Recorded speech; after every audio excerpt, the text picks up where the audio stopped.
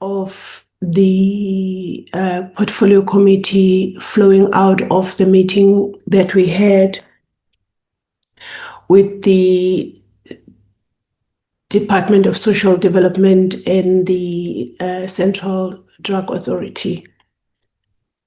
Before we start, I would like for us to please observe a minute of silence for prayer and meditation, please.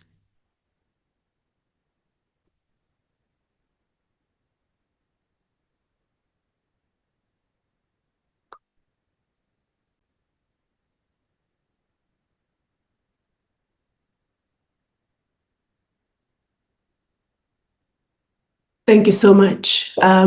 These moments of silence are never long enough for what one would want to do. But I will not take more of your time. I will hand over to Lindiwe to go through the agenda for today. Thank you, Lindiwe.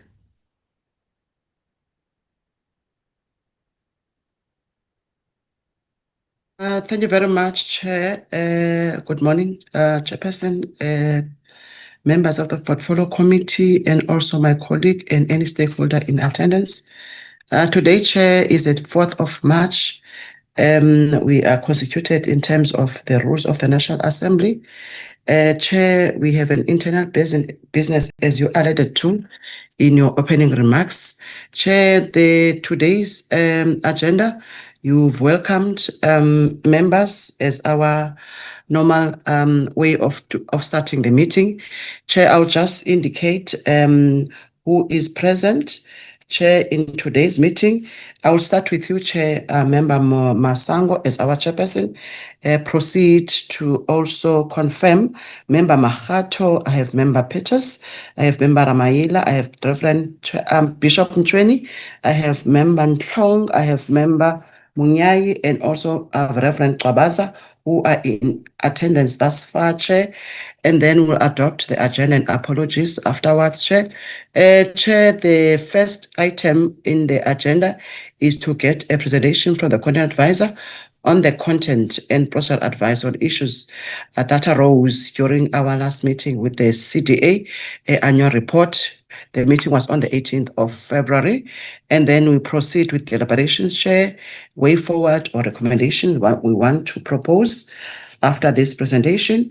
And then, Chair, we'll shoot into adopting consideration and adoption of the committee report on the second term quarterly report of the DSD on its non-financial and financial performances. And then, Chair, we will adopt, and then we'll proceed to consider and adopt 3 sets of minutes dated 4th, 18th, and 25th of February. And then we'll proceed to close, and the meeting will adjourn. We assume run about 20 past 11, if we keep on time. Thanks very much, Chair. Thank you, Lindiwe, for that. Recording in progress. Honorable members, I would then table this agenda to you for consideration and adoption, please.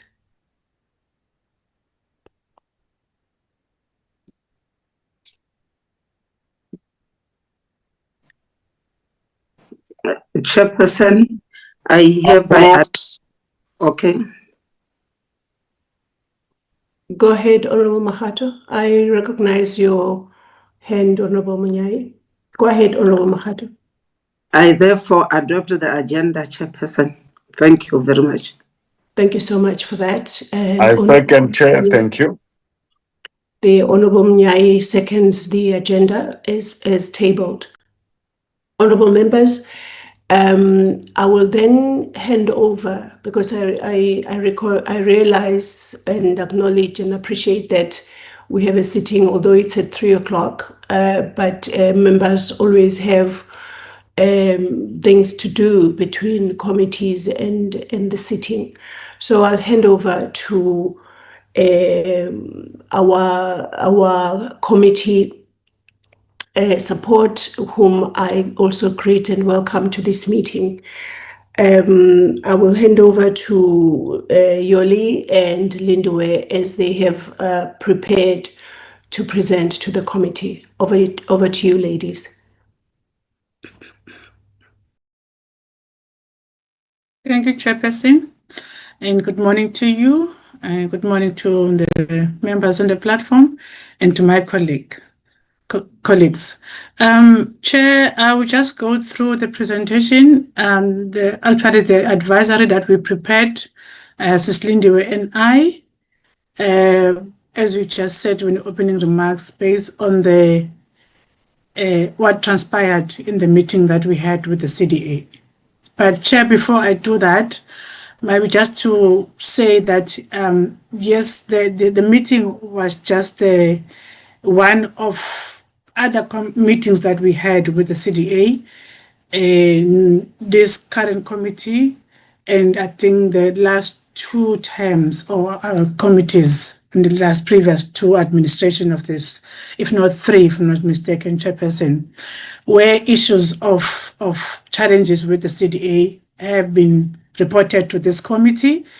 But I think with the last meeting, after making some observations as the proceedings were unfolding, that we realized that it seems that things are escalating, and the work of the CDA somehow finds itself being stifled by the challenges relating to basically the mandate and the legislative provisions that are in the Act, and the loopholes and the gaps that are now there when it comes to implementing this legislation, the Prevention of and Treatment of Substance Abuse Act.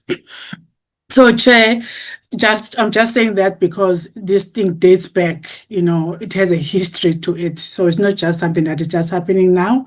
And we felt that it's important that we give an advice to this committee so that maybe we can go beyond just making recommendations in the BRRR, which the previous terms have done, just to make recommendations, but those recommendations thus far has not been largely implemented as per the amendment of that act to resolve the structural and power and the governance issues facing the CDA right now. I think also, Chair, what was also a trigger that we felt that this committee maybe needs to have more stringent or escalate its oversight is the issue of the over expenditure, which I'm going to speak to it later on, and it was also reported to this committee in the previous term. So mainly now, Chair, why we bring in this to the committee is that we felt like that the committee will be found wanting in terms of if oversight, if these issues, it doesn't really give attention to them, particularly that these are the issues that were formally reported to this committee by the CDA board this term in terms of the 2024-2025 reporting period, but also they were reported in the 2023-2024 reporting period over and above the financial years before similar issues were reported to this committee. So they are before the committee for its action. I don't know why now it's not moving my page here. Okay, Chair, so I thought I should just give that background to the members, particularly those who are maybe new in this one. Chair, this is just the legislative framework we just highlighted that a basis when it comes to the reporting of annual reports to Parliament and also the financials that are involved. I'm not going to go through them, Chair, but this is the law that governs that process. And we have the policy from the National Treasury that also give some regulations on how financial statements, annual reports, and the expenditure of the departments have to be handled and ultimately processed via the Parliament and the Cabinet as well, I think, Chair. So, Chairperson, just to go to the crux of the matter, just highlighting the issues as they were presented to this committee. Chair, when we look at the financial expenditure report for the 2024, 2025 and 2023-2024 financial years, we see that it was reported to this committee that there was an over expenditure of 2.268 million in 2023-2024. And that was a staggering 131%, 0.88% over the allocated budget. Then with the 2024-2025 financial year, that expenditure increased to 3.805 million, which amounted to 157.45%, which is now way above the allocated budget of the CDA. And then for the 2023-2024, the CDA reported that board members were involved in organizing the events and drafting of 2020 to 2022-2023 annual reports were compensated of their time and effort based on hours worked. That's what was reported by the CDA with regard to this financial year. For the 2024-2025 financial year, Chair, the CDA reported something, along the same lines, but explaining, that this was due to the vacancy in the director position of the CDA and also lack of capacity and competence from the CDA Secretariat to perform the CDA legislated functions and implementing the National Drug Master Plan. So the CDA board had to perform administrative functions such as compiling annual reports, policy documents to advise government, and other technical work. That's what was reported on this year, Chair.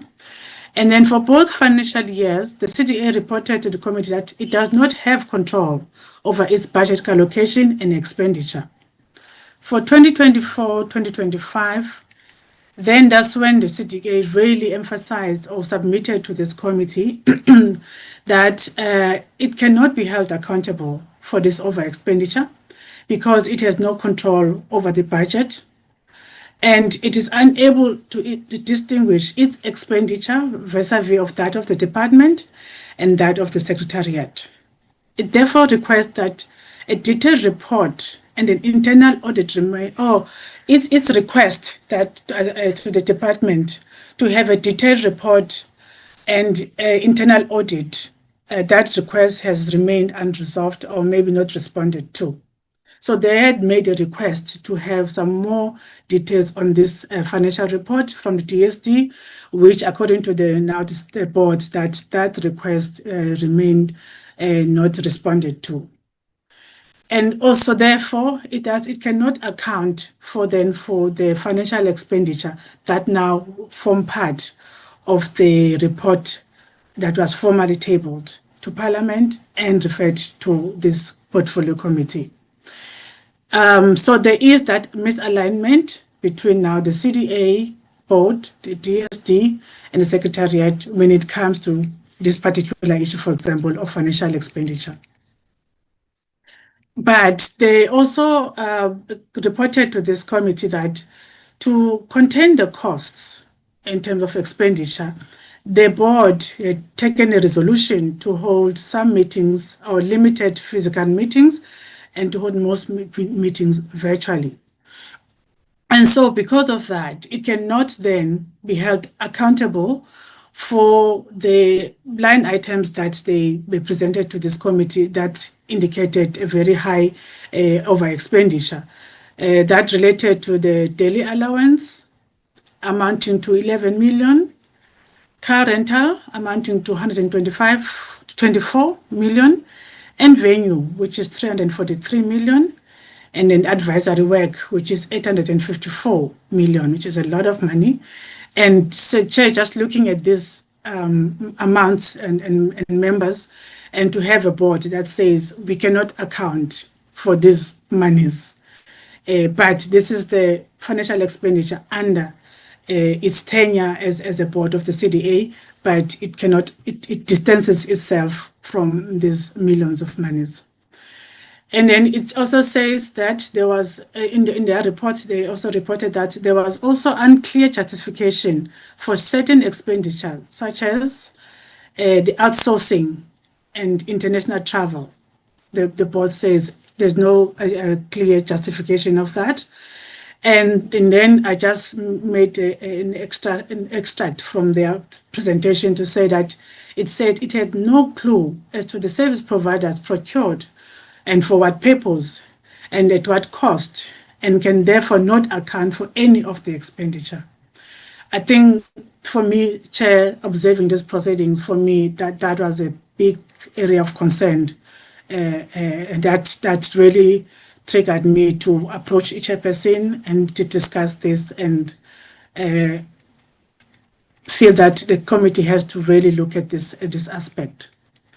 Chair, just to mention that the Department of Social Development, it did submit a written response for the 2023-2024 reporting period when the National Assembly had made a resolution based on the report of the Portfolio Committee. And in that response, just one of the issues that they highlighted as a DSD is that it reported that the audit findings have indicated over an expenditure resulting from CDA members' claim for administrative work, which falls for the Secretariat. That was now, sorry, Chair, that was what the report had observed and mentioned in it. So in its response, the DSD says the operational expenditure and member compensation are governed under the PFMA and managed by DSD. Act number 70 of 2008 does not assign budget authority to the CDA. Its mandate is oversight, not budget governance. DSD will, among others, there was something missing there, Chair, that's why I put the question mark there. It says DSD will, among others, something is missing here. How best can CDA be funded? Maybe it's to decide or I don't know, I'm not sure what word was the typing error that was missing there. Can the CDA be funded to conduct research and host workshops and conferences? So that is how the DSD explained the now issues that were raised by the CDA board and by the committee in its report for the 2023-2024 financial year report. So I'm just flagging it here. This is how they responded, and I'm just going to address it a bit later, Chairperson, when I give an advice on this. Chair, also from the meeting, the issue of the additional budget was mentioned, where the Deputy Minister reported to this committee that an additional 10 million budget was allocated, but there wasn't something written down or formally written down, which was now the issue that was the concern that was raised by the sector, that this is still a word of mouth, nothing legal document has been presented on this regard. And I'm raising this, Chair, because that's one of the issues that this committee had raised in terms of the underfunding of the CDA. So now the minister who has a delegated function of the substance abuse reporting now to this committee that an additional 10 million was allocated, but nothing is legal on the document. Then the Director General, Mr. Nechipale, when it was the deliberation time, mentioned that collectively there was a 1.4 billion allocated for the substance abuse programming, and that spans across the 21 participating national government departments. What is maybe something to look at here, that the remark that Deputy Minister made that he was not aware of this 1.4 billion, and he is the one who is now being delegated to lead this function in terms of substance abuse on as far as the Department of Social Development is concerned, and including the CDA, that he was not aware of this, and maybe that's something that needs to be explored further and more information be provided over this 1.4 billion. And out of it, that 4 million is allocated to the CDA.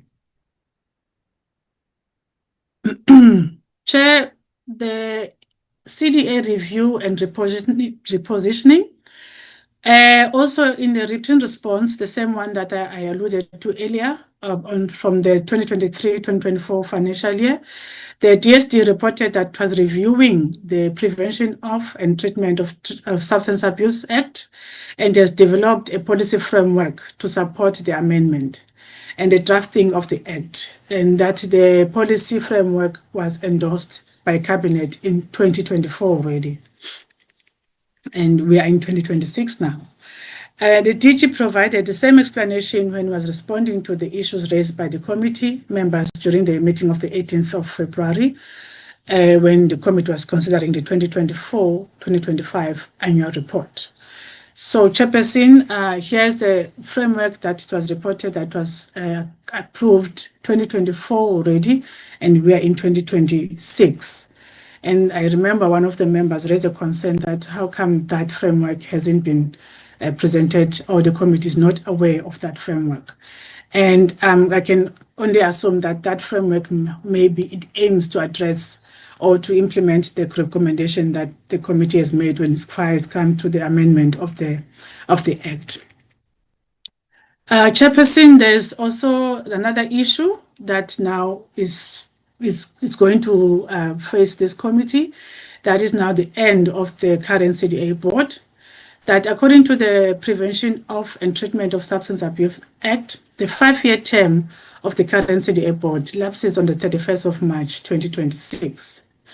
Accordingly, the Department of Social Development has submitted a letter that is dated 18 February 2026 to the Speaker of the National Assembly to make a referral to this committee, PC on Social Development, and the Select Committee on Health and Social Services, to shortlist, interview, and make recommendations to the Minister to appoint suitable candidates to serve on this committee. Mrs. Lindy, our Committee Secretary Chair, explained when she reported this to the committee on the meeting on the 18th that letter or the referral has not been made yet to the different committees, but this is the letter that she was copied to for information purposes. We just thought we should raise it here because it's something now that the committee will have to deal with in terms of the Prevention of and the Treatment of Substance Abuse Act, and the fact that the term of this board, is coming to an end in just a couple of weeks, maybe 3 weeks now from today, which is a very, very short time.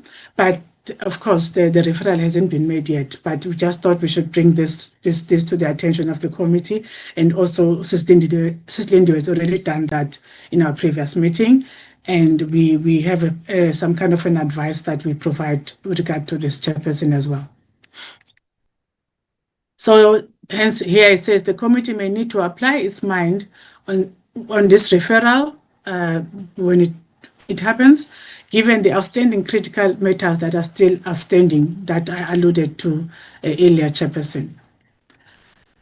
So the advice that we give, we have the policy advice, we also have strategy and procedural advice, because we prepared jointly, Sis Lindy and I.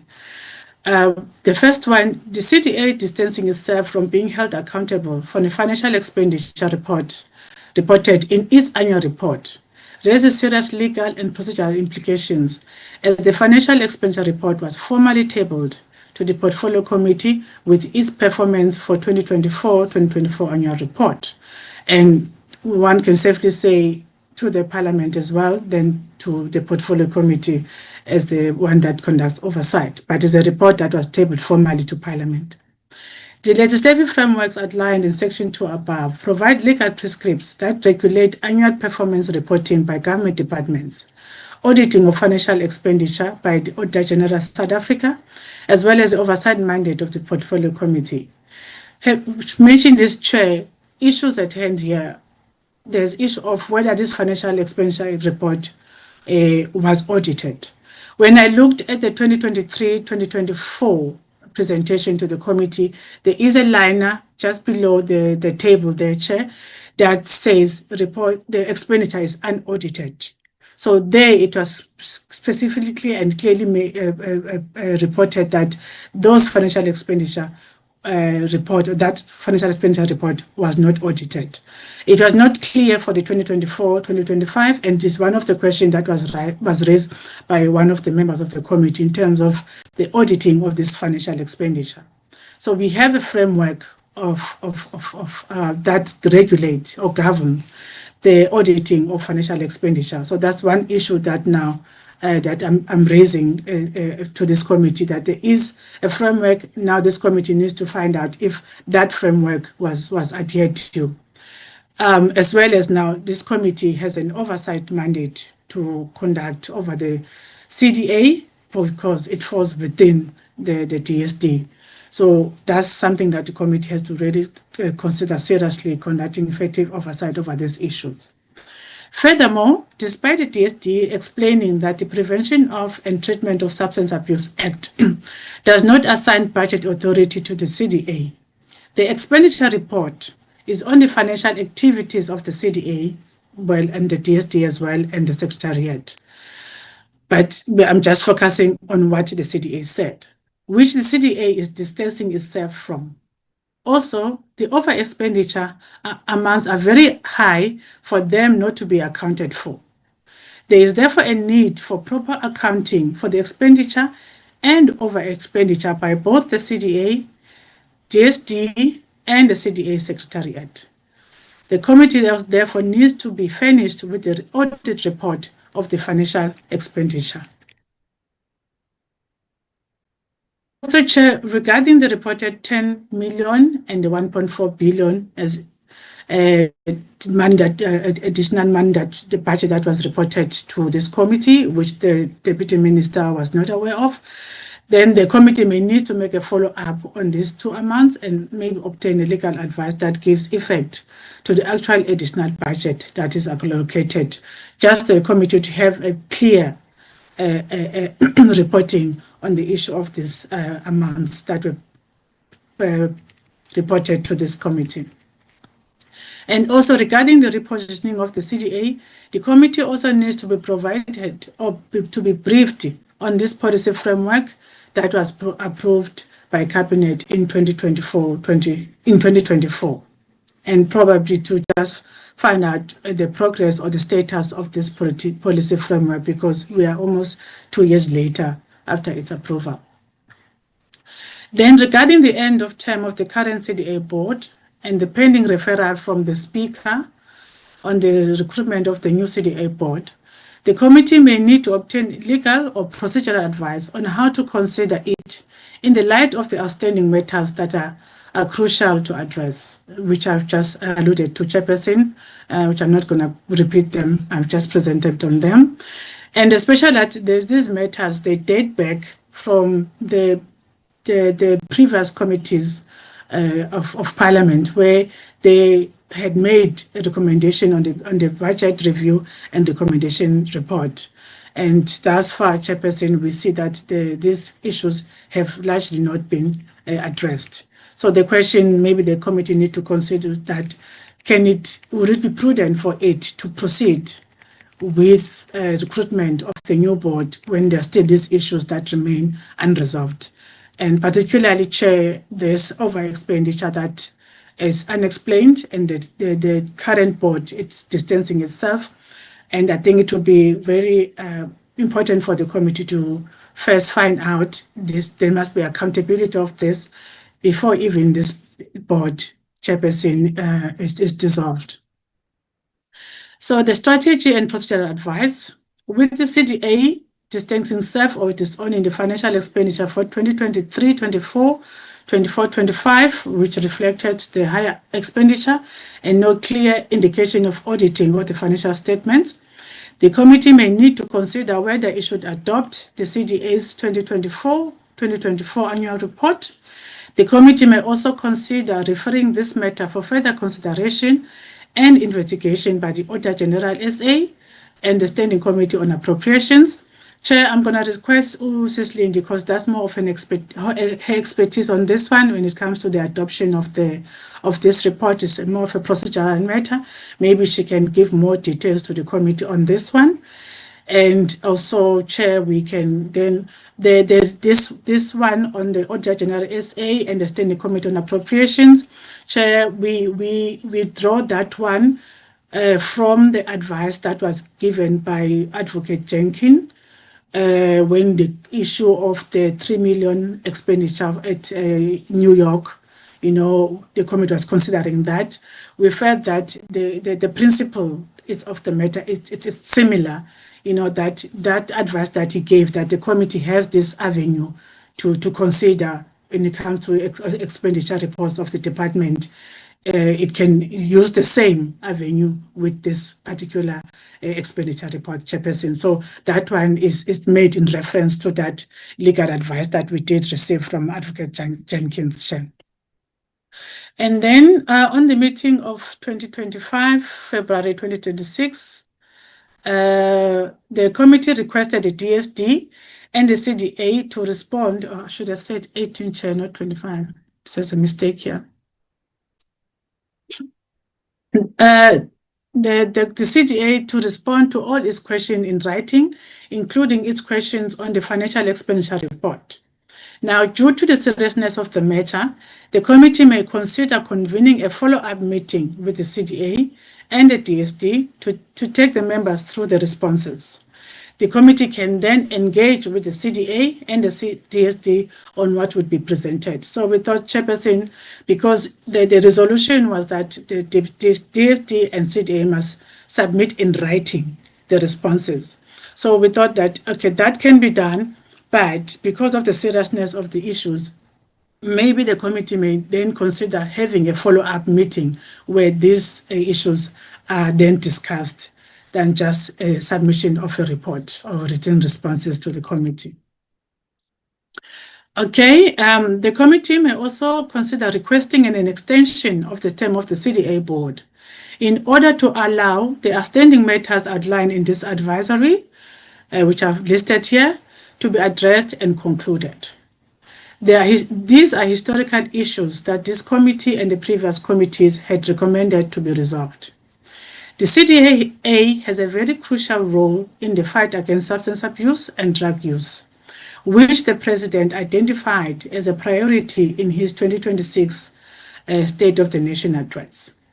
And also the committee has before, that is now the previous committee, the committee has before made a request for the extension of the board of the CDA in 2019. So there is a precedence on this one, Chairperson, where there was a need for the board to be extended, and this committee made that request. And there is a letter that can be forwarded to the committee, or we can maybe fly it here if the committee want to see it, where the committee had made that request, and that request was taken, and the CDA, the term was extended. But we can speak more about this, Chair. Even Ms. Lindy can speak more about this one.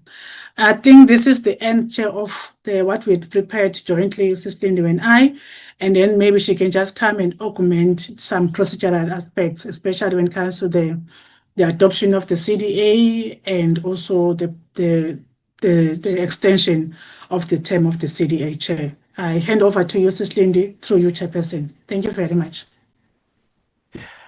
Thank you, Yoli. Just before Lindiwe takes over, I need to apologize profusely to the honorable members because I have an unprecedented challenge here. My laptop is not charging. And that started last night because I normally charge everything before the meeting so that there are no charging issues. I don't know whether it's the problem of the laptop itself or the charging capacity that I have, or I don't know what the problem really is. So if I can please ask that Honorable Munyai, I don't even know that I can do that just of myself without Lindiwe doing it, but I'm trying to now find another or to join in another gadget. and I don't want to hold the meeting because of my personal challenges. So if I can please be excused while I try to find a device that I can join in. My sincere and profuse apology, honorable members. This is no disrespect on my part. Thank you.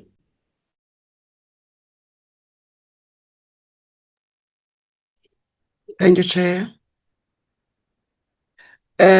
You are not leaving the meeting, Chair. You are just making just a quick arrangements. I don't see anything unprocedural if Mr. Munyai, whilst you are trying to look for another gadget, can take over.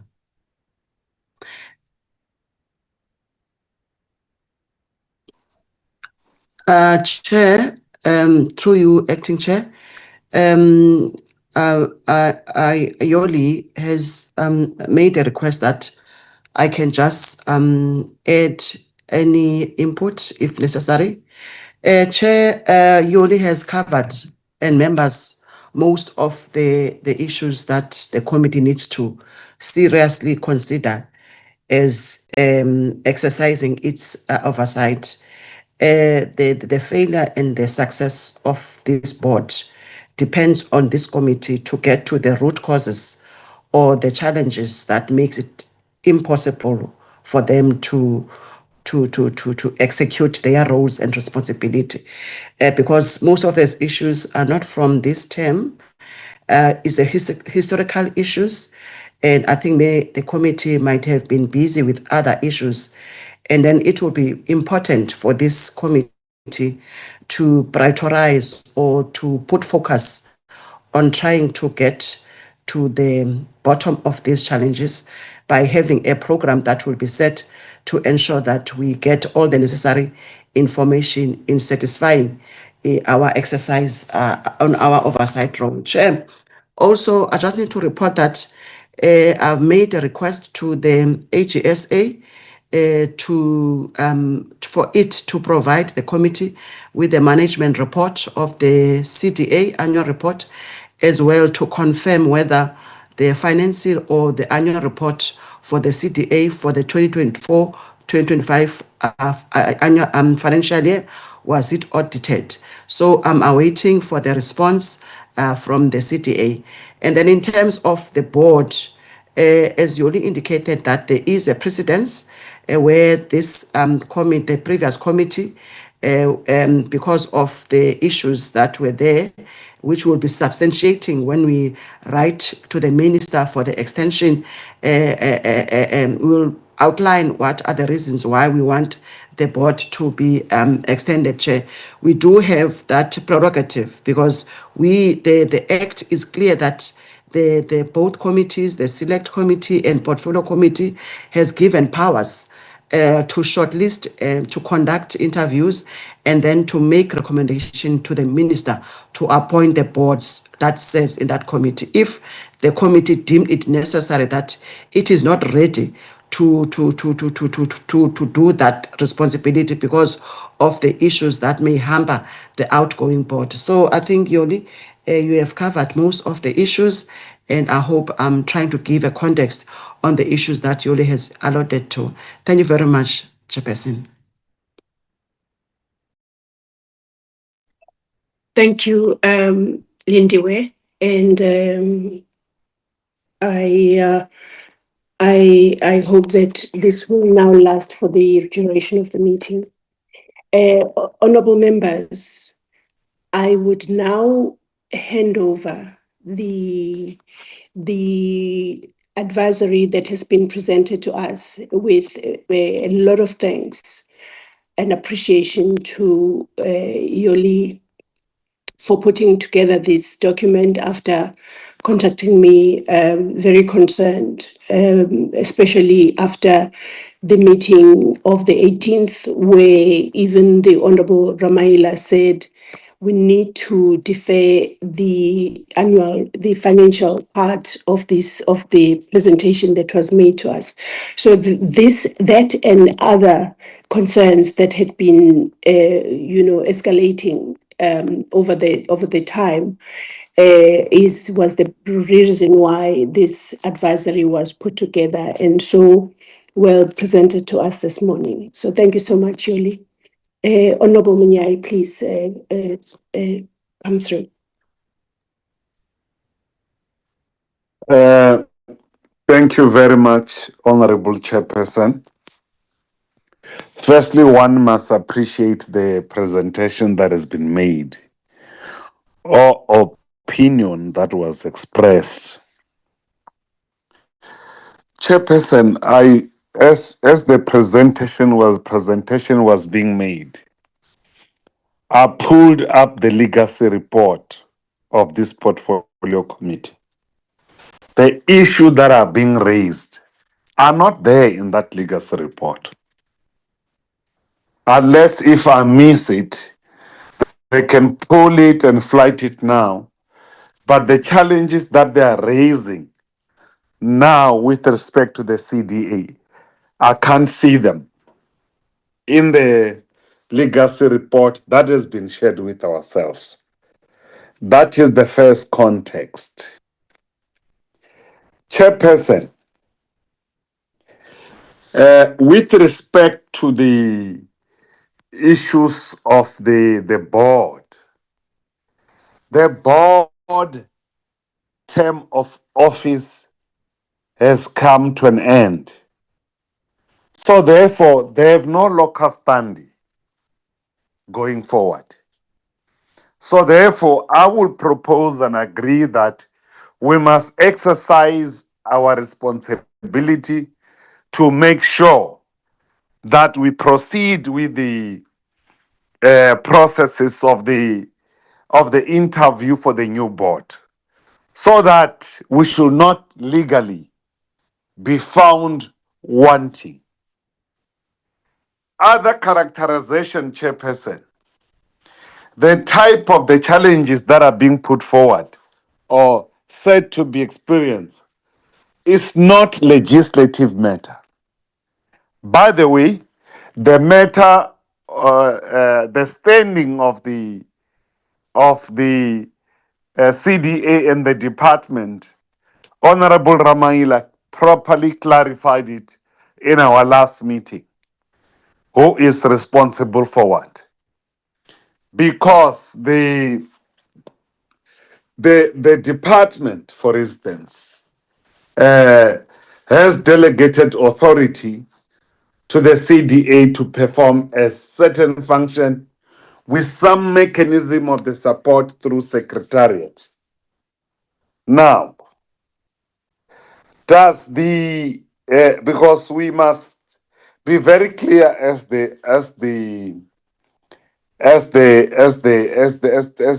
portfolio committee. There's two things here: the advice which Yoli was taking us through. It speaks to not the financial year 24-25 with respect to audit. It says that only the previous one, it says it was not, there was a line that says it was not audited. And the same does not say with the current issues. All I want to say, Chairperson, in terms of character, this is not a legislative issues. It could be issues of the performance issues, and I'm saying that the issue that the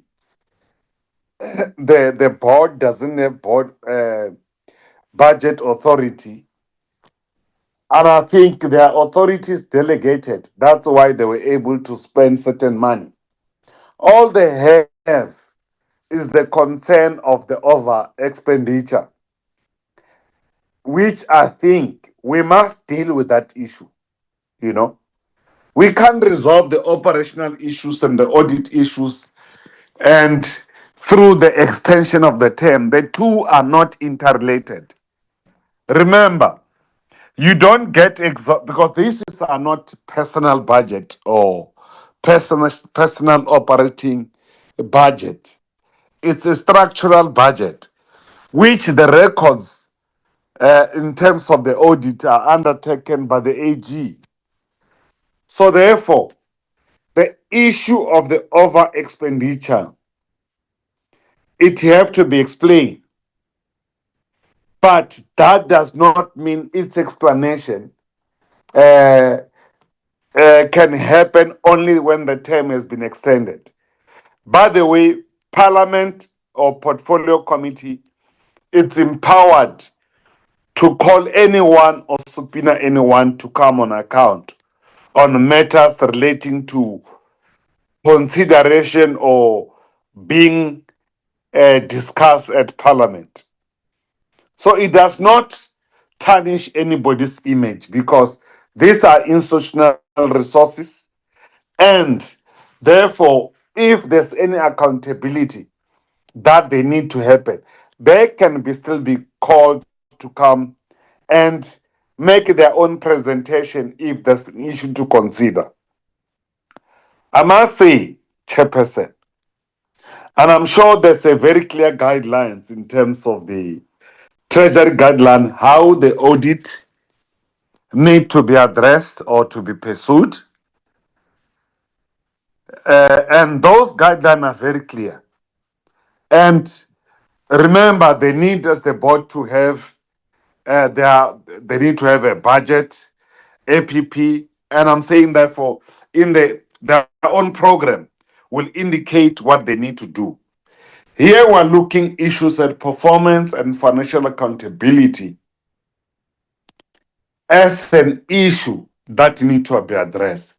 And we can't address that through extension of the board that has expired.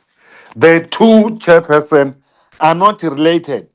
They can still come if the matter is under, because for instance, we don't audit the books of the department and the entity.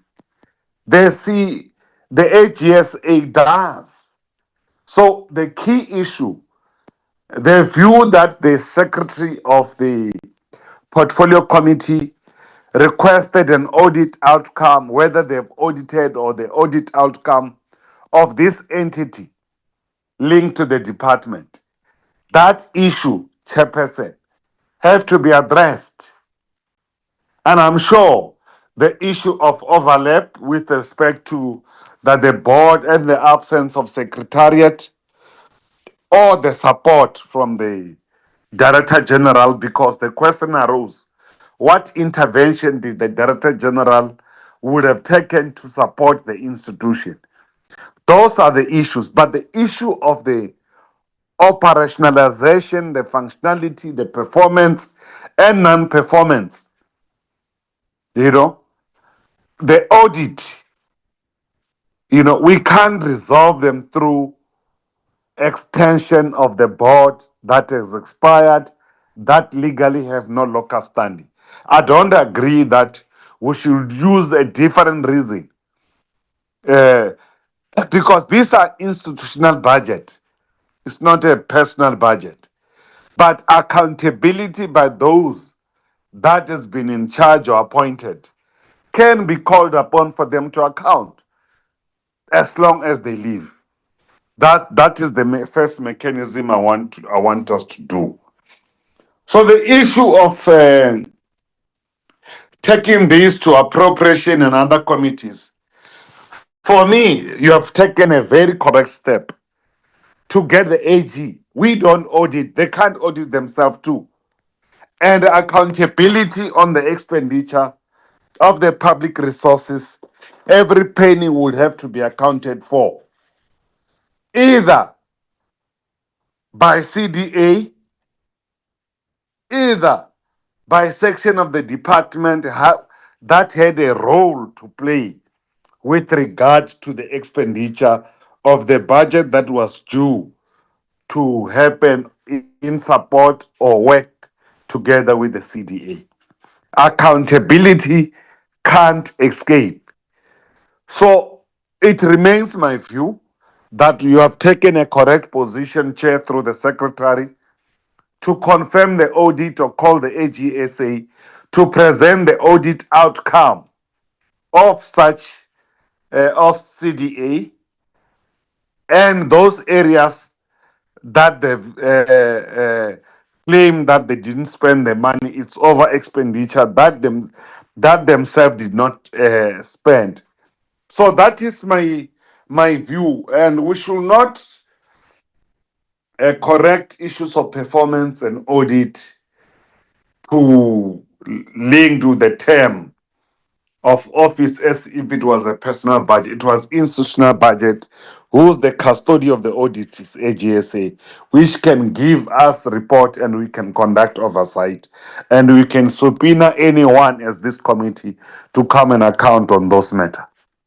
I thank you, Chairperson.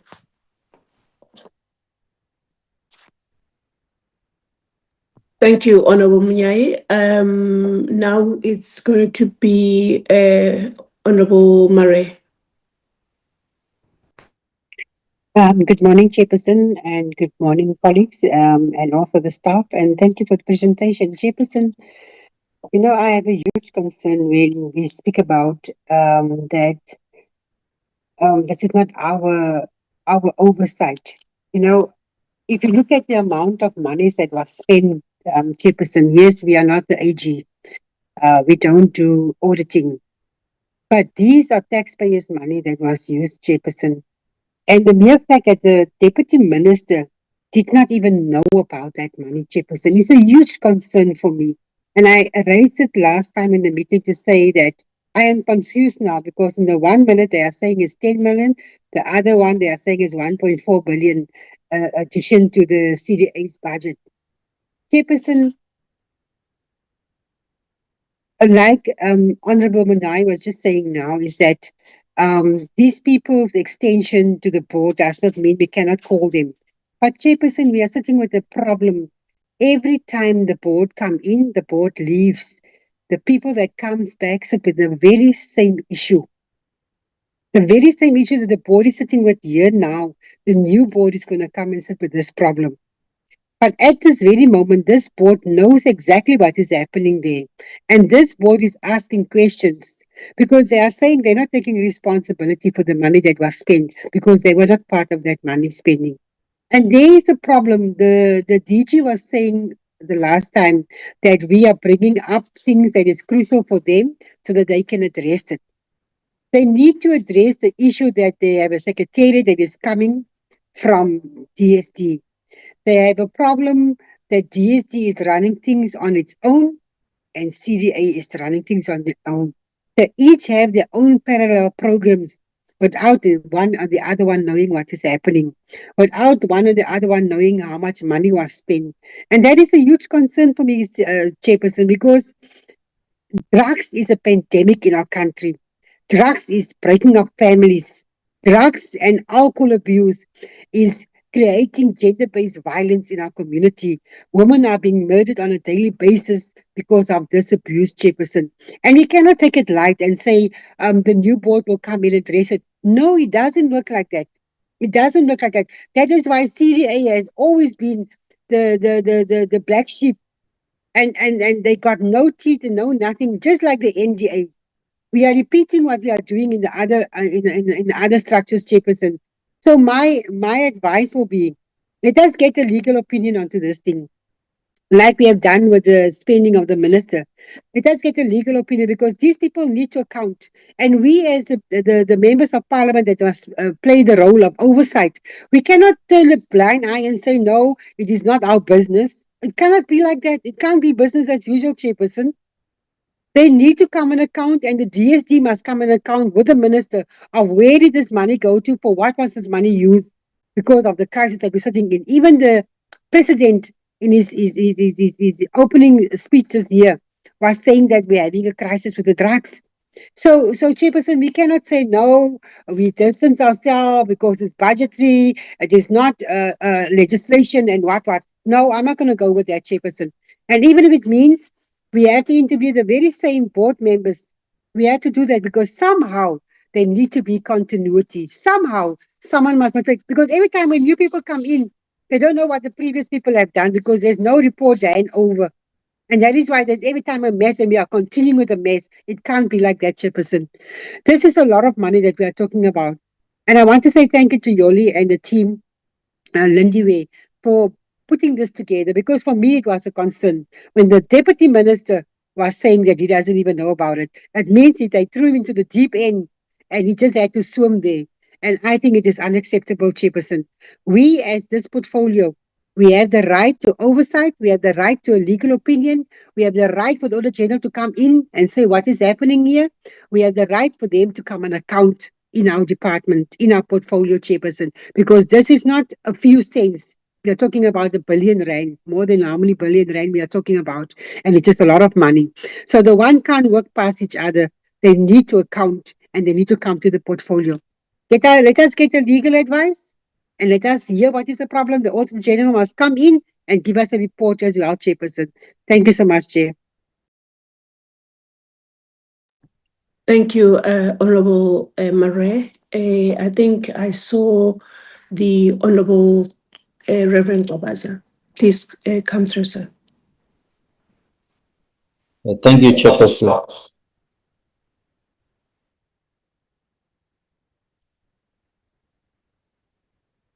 Thank you so much, Chairperson. Chairperson, I would like to thank the presentation and the recommendations that are done in the presentation, and I think the recommendations were more of what, when it was presented, when CDA presented, it's more what I thought it should happen. Chairperson and honorable members, it is important that we understand CDA and the work that is supposed to be done there, and also how much the drugs themselves finish our communities, our families, as are alluded in the meetings of CDA. I think point number one, which is to refer this for investigation to the Auditor General, and we get that report from the Auditor General to make sure that the entity itself, in terms of how they use their finances and how much do they get into their account, it's very important. For me, the presentation of CDA was painful, to understand that there are monies that they cannot account for because it did not get to them, and the department is able to write those numbers that were there, and they cannot account for those for those amounts. We are an oversight entity or portfolio committee to DSD and the entities. If entities that are within DSD are crying, there was a cry from CDA in terms of how the operations, and they cannot perform to their fullest because the board itself has to go out and do an administrative work just because there's not enough amount allocated, and also there is money that they cannot account for because it did not get to them, of which means there's corruption somewhere within DSD or CDA. So for me, it is important that we really get this thing straight in terms of the accountability of the funds and the resources of the taxpayers. It is important that, again, we extend the term, we give them the extension, or we apply for an extension. Why so? Because this problem that CDA is facing is not for this year, but the whole term they've been facing these challenges that they are facing, and nobody heard them. I've spoken to them directly when we were at the conference, and these challenges that they said they presented, they said them there when I was there, to say these are the challenges. The secretariat, we don't have the director, and all of those things, and they've been crying ever since from the department. And us as an oversight, if they are crying, we should then bring the entities obviously to account in terms of what must happen. And in terms of policy, I don't think that the policy of establishing CDA, it says that the board members must go also work on administration. If there is not the legislation instead when it was established, it is important that everything that was mentioned in that meeting, we look into say how it is solved. The board that will come in on the same situation that these guys are facing. And they will cry, and we'll have to again start with these guys must be given extension, and we are able to deal with this problem as quick as possible, and we move swiftly with it because the challenge is there and we need to fix it now. We cannot allow these things to work parallel. We put a new board while we are busy making people account, and they are not in the board. They are somewhere in South Africa or where else in the world, and we're trying to bring them into the portfolio committee and calling them to come and account on the amounts and everything that was done in the board. That it's gone already.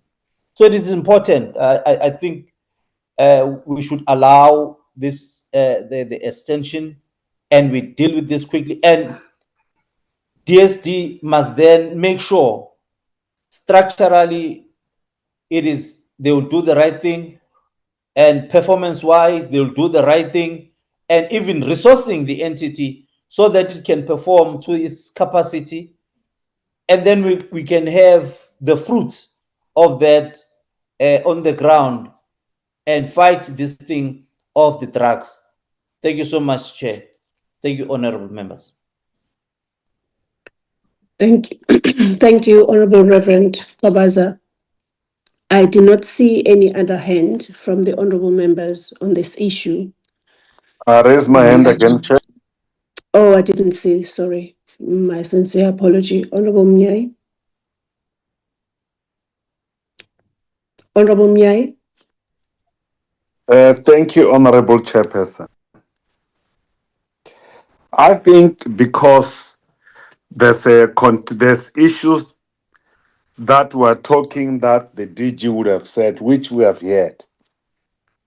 And there's also issues of specific audit outcome.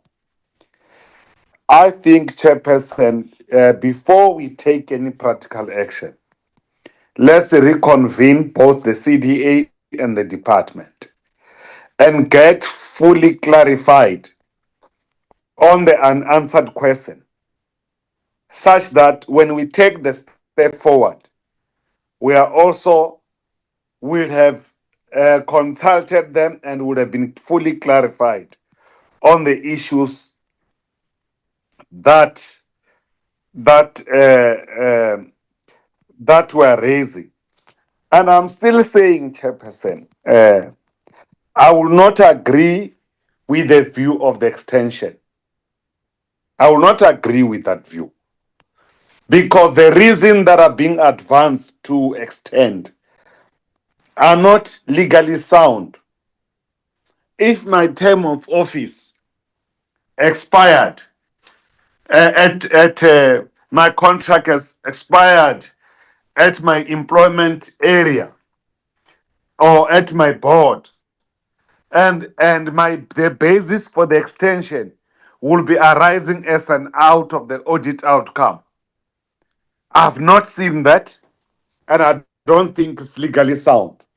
But before we come to the issues of the legality of the issues, I'll even raise the question that I have now in my position the legacy report The issue that's being raised today, as said to be prevalent from the previous Ligas report, such matter doesn't exist in the Ligas report.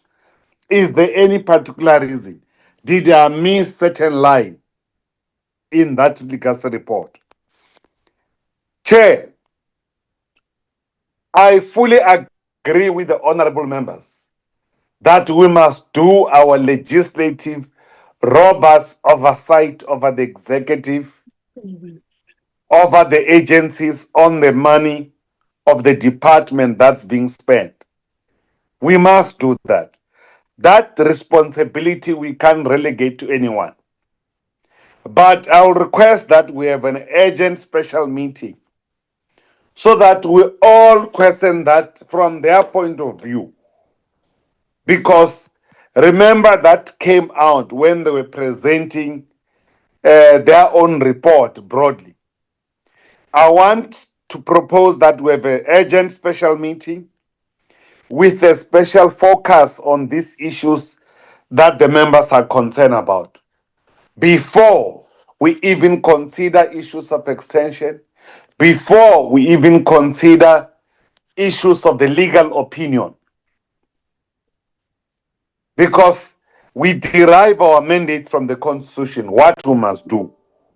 So therefore, as a portfolio committee members, Chairperson, that will be my last contribution in this regard. Thank you. Thank you, Honorable Munyayi. I would like to recognize the hand of the Honorable Peters and thereafter the Honorable Ramaila, and then I'll get back to you, Lindiwe or Yoli. I see that the Portfolio Committee, of course, this is on the basis of the presentation you've made. Thank you, Honorable Peters. Thank you, Chair, and good morning to everyone on the platform. Chair, it is my view as well that, it's actually very concerning what transpired in the last meeting that we had with DSD and the CDA.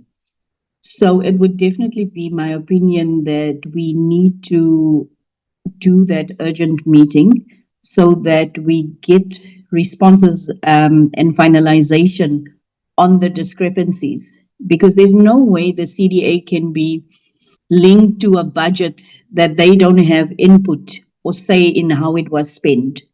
And my view is also that I think that these are the challenges that we face. We find that people ring a bell to say something's not kosher here, but then we continue with what we believe is our mandate.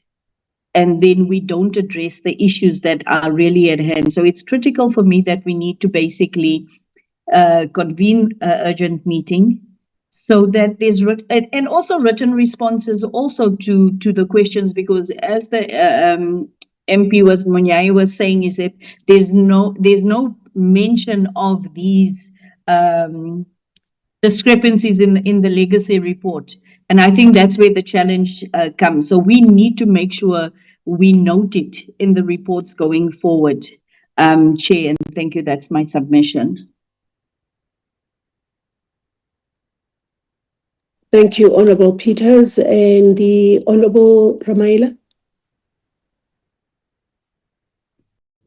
Thank you, Chair, and good morning to yourself, my colleagues, honorable members, and our support staff.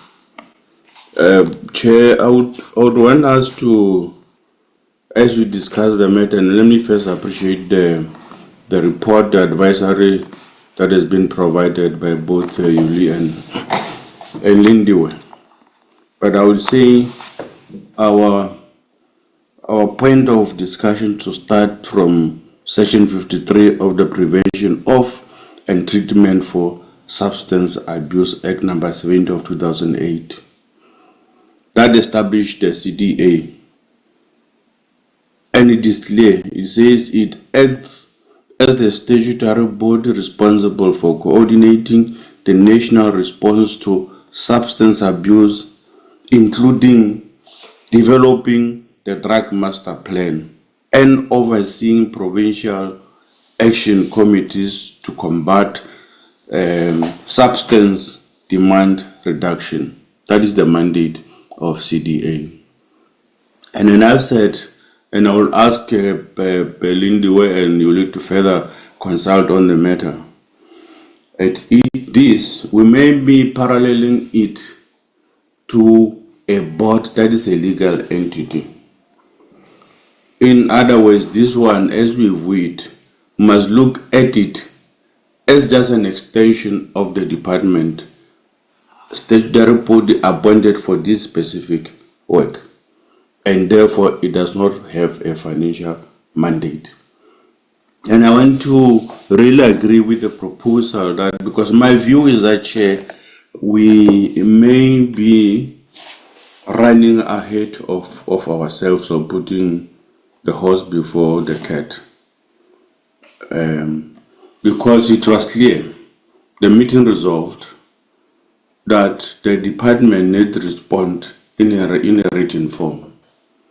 We haven't as yet received the report from the department that we are able to say, based on this report, then there's an area that we are not clear about. Let's go seek legal advice. But based on report that we have received from the department, but what I see now is that we really are trying to run before ourselves, and I think it can create a challenge for us going further. Let's first get the report. Even before, I agree we need to have a special meeting, but even before that special meeting must be based on the report from the department, as far as the matter that was deferred is concerned. And that report would have to clarify us. Because I have asked, for instance, you remember, Chair, is that in terms of auditing, because CDA does not have financial delegation, it means, that was my view and still my view now, which needs to be clarified by the department. It means when the department presents its annual financial report, that annual financial report must include CDA and must take full account of all expenses that took place within that financial period, which I said that's the part that normally misses when we are dealing with the financial reports. The financial reports of a department or any financial report is linked to KPIs. So CDA is one of the KPIs of the department, but that line of reporting has always been missing. We would need clarity on that part first before we really can proceed with other things. So therefore, I just want to re-emphasize, it's important for us to first receive the written report, or even when we convene the meeting, our responses are going to be on the written report from the department, and that written report will clarify the two things: financial accountability as far as CDA is concerned. For me, that, Chair, will really be very, very important for us. At the moment, I don't think we'll have a balanced view. We will not have a balanced view because we do not have the report that we have asked for. So on what basis shall we be acting then if we do not have the report that we have requested for? Again, Chair, this might put us in a risk of blurring responsibilities and functions here. The executive has a responsibility to appoint the board. Yes, the report would have to go through us. If we agree, we agree. If we don't agree, we might have to highlight certain things. But that responsibility rests with the executive, not with us. Ours to play oversight over the executive. If we feel the process has been not properly followed and whatever that we might feel about the process, we've got a right as the postal committee playing oversight to do that part. If the term is coming to an end, it's a responsibility of the executive of authority to ensure that there's not going to be a vacuum in the process, and to avoid a vacuum. It's up to the executive authority to decide whether they extend the term, to decide whether they put an interim committee. That fully rests with the executive authority, not with us as a portfolio committee. In my view, I may be wrong, but that's how I see it in terms of responsibilities. And I would therefore fully want to agree with those that say, let's have a special meeting just to deal with this matter. And that special meeting, the agenda will be presentation of the response from the department about issues, questions that we have raised in the previous meeting. I think, Chair, from there, if we feel we are not happy, we still want further consultation, then we can refer the matter for legal advice. But let's not run ahead of ourselves by preempting what the department will be presenting to us. Thank you very much, Chair.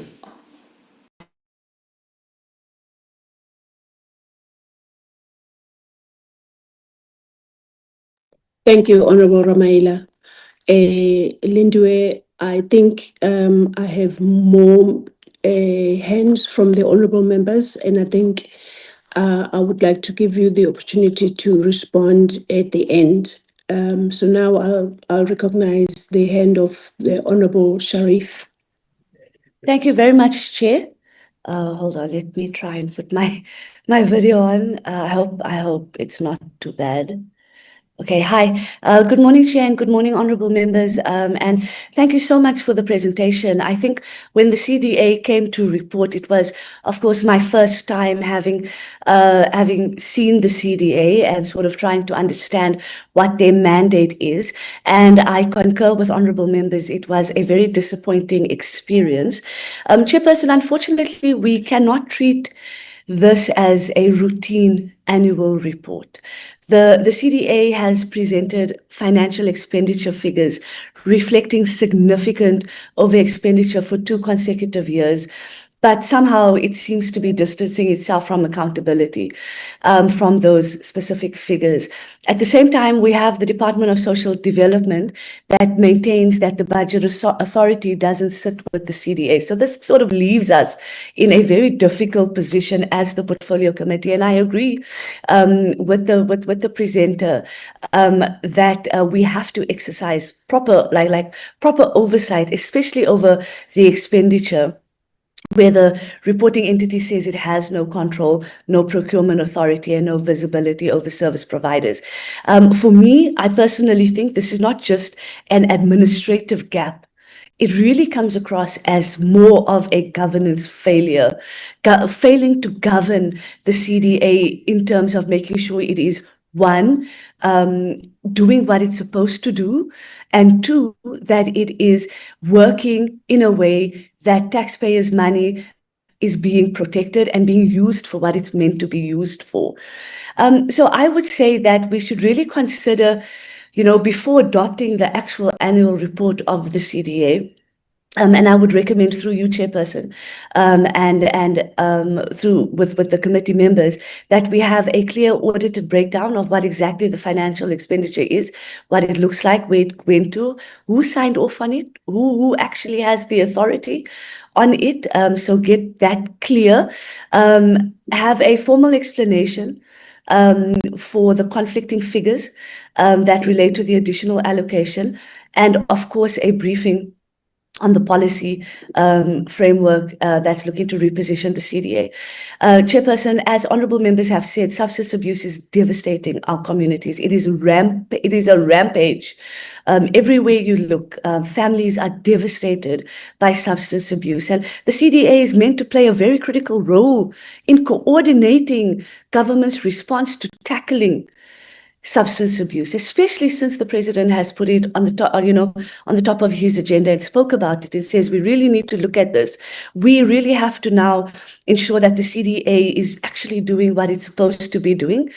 And unfortunately, it makes it very difficult to say that government is serious about fighting drug abuse when there's blurred accountability and financial uncertainty for an entity like the CDA that is meant to be upfront in terms of actually doing this. Chair, for me, maybe I am petty, but I would say we withhold the adoption of the annual report on the CDA, pending proper financial clarity. And maybe we can consider referring it to the Auditor General to maybe get their response. And I think the previous honorable member spoke about a legal opinion. So this could be coupled with that. And essentially, I think we have to get clear information and clear understanding of where the authority lies. What is the role of the deputy minister? What is he doing? What has he done? And what is the way forward? Chairperson, I cannot sit here and just say, and say that this thing is okay. It's not okay. It's not okay. And we, as the portfolio committee, we have to also show teeth and say this is unacceptable, and they have to come and account to us and give us all that information before we then move forward. Perhaps an oversight visit is necessary to go either to their offices or go to where they're doing their work, look at their structure, look at what they're doing, but it cannot be the same way, Chair. And I think we know the saying, if you keep doing the same thing over and over, you can't expect different results. This is a clear example of that. Thank you, Chair. Thank you, Honorable Sharif, for those comments. I will now, it does look like the Honorable Reverend Qabaza has a second bite. Over to you, sir. Thank you. Thank you so much.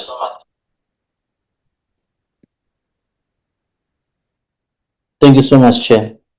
Chair, ngiyafisa ukugcizelela ukuthi lana uma bezopresenta abaka CDA batshengise ngokusobala ukuthi kunemali abangayazi bona njenge-entity and abangeke baze ba-account for yona leyo mali. Okufanele kube i-department kusho ukuthi efanele ikhulume ukuthi leyo mali iyephi.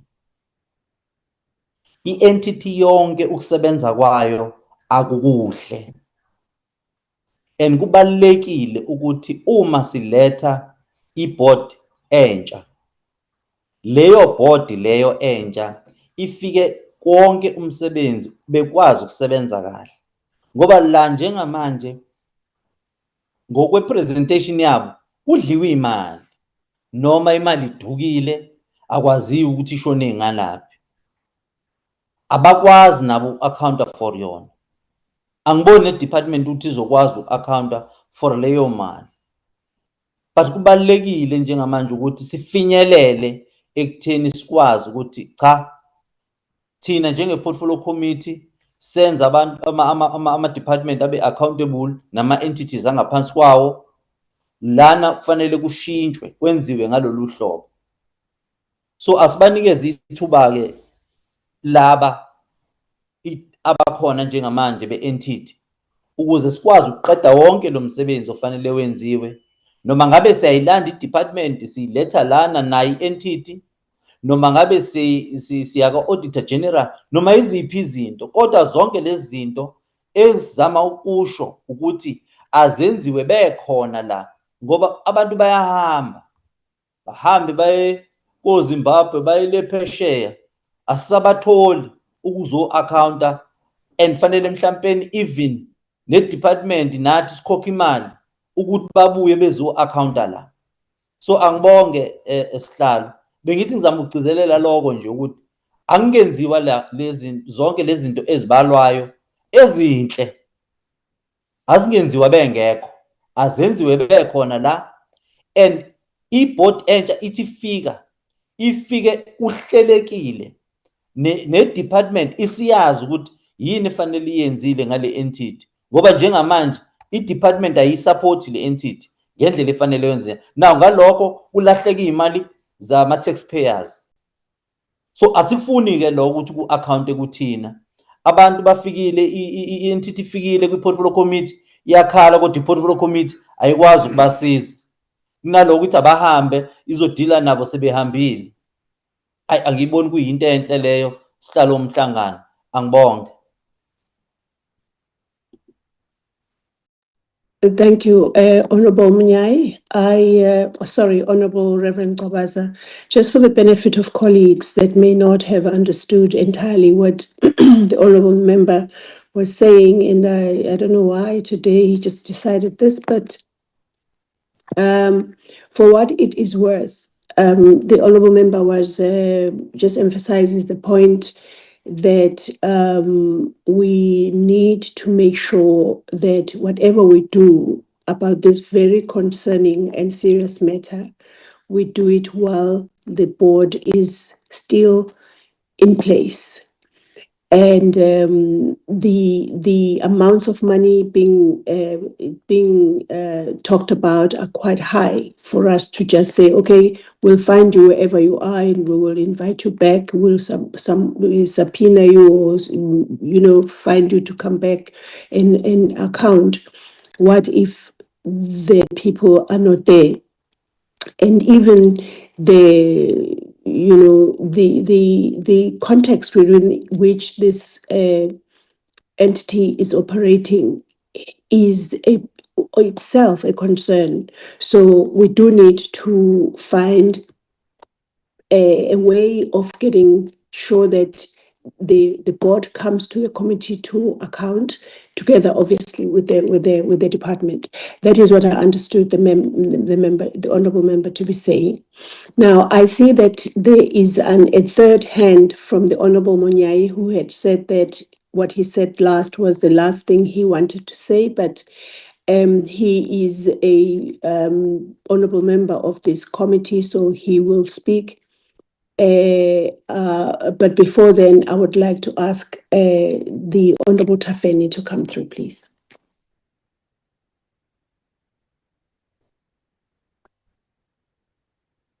Honourable Tafeni. Enkosi Chairperson, those gadgets azifuni ukuvuka. Enkosi Chairperson, mandibulele, mandibulise kwii-members zekomiti, ndibulise kwii-officials zonke. Chairperson, apha sizawumane sithetha singathi siyaziphikisa siphinde sibe ngathi siyazisapota. We have a crisis in this committee. If CDA uzokwazi ukuba nemali ezingakwazi ukuba ziakhawuntwe uba zenzeni from the board, sizawuba nengxaki enkulu. Because even the board, if as uba i-contract iphelile ye-board members, suppose i-hand over the report to the new board, because ngoku bazawuphuma as i-board members bahambe singakwazi uphinda siba-akhawuntise. The board members ezizawufika ezintsha zibe zingafuni uakhawunta ngomsebenzi owenziwe yi-board eseyidlulile. Apha sine-crisis ye-drugs ezi-uncontrolled in South Africa all over. Zonke iidolophu nezincinci nakade iidolophu, there is a crisis ye-drugs. But the entity is keep quiet about those things, although itraya, but ukutraya kwayo xa kuzawubakho imali ezilahlekayo ezingaka, izawuthetha ukuthini loo nto?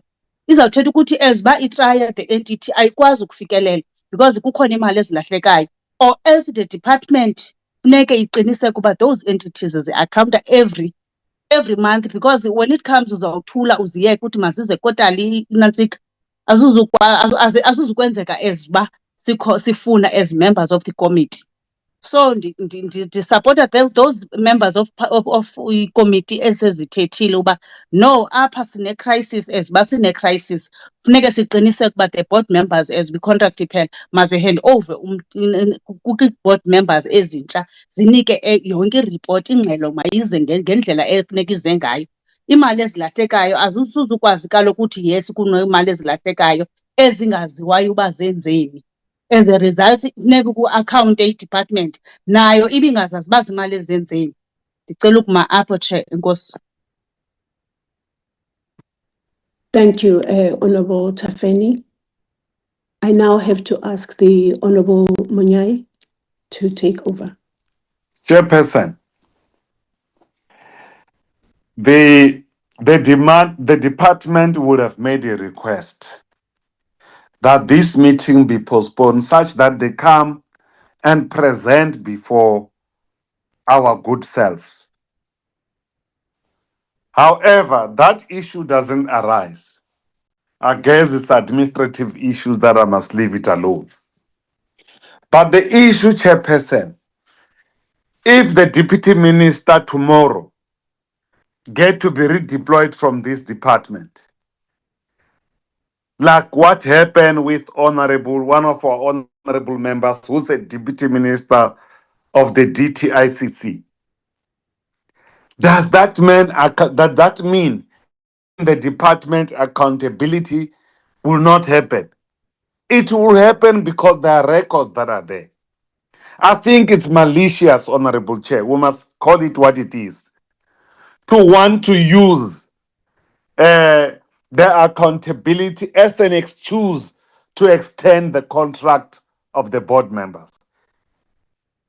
And I think Honorable Ramaila attempted to address this matter in a way that there's a separation of power between the executive authority and the portfolio and the legislative authority, which is the parliament and also portfolio committee. The point, therefore, Chairperson, I've even asked a question last time, which is not answered. Not on only other question. I ask. I know for fact and the sponsors that have sponsored CDA, but in the financial statement, there's no such a declaration of those donations. And that question I asked it in the previous meeting. And I would want when they come next time, they must come with a written declaration and the amount and the figures that they received, where the people paid for them, activities, paid for them, certain things, gave them money. And I also want to see accountability as a whole, including the department, to account on the money that is missing from their department with respect to because they are the budgeting authority as well as the CDA as a coordinating authority. Those accountability need to happen on that special meeting, Chairperson. It's my plea. And I think I agree with Honorable Ramaila that we should not move prematurely, as if we don't know what we're doing. We don't tolerate corruption, alleged corruption, or any form of wasteful expenditure or over expenditure. We don't.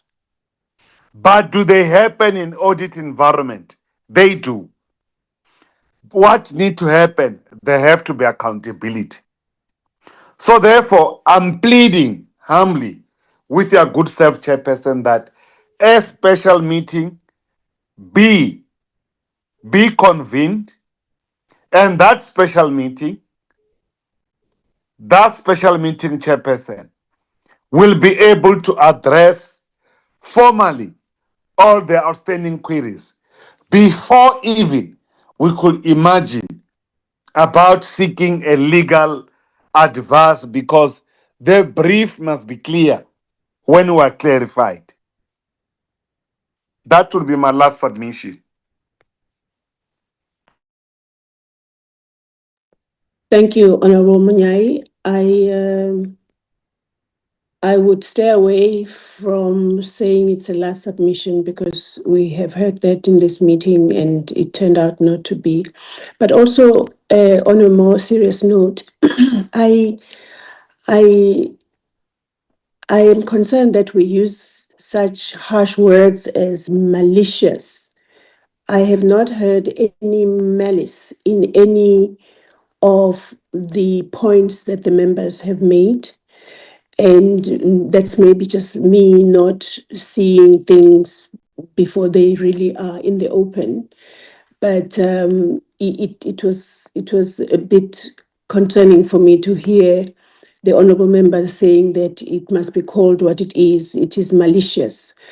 I have not heard any malice in anything that the members have said today. I've heard members expressing their concerns, expressing what they would see as the process that should be followed. And I mean, we see things from different angles, and that is allowed as well. But obviously, we will agree as this committee what process we will be following going forward, as it were. But I see that the Honorable Mare's hand is up.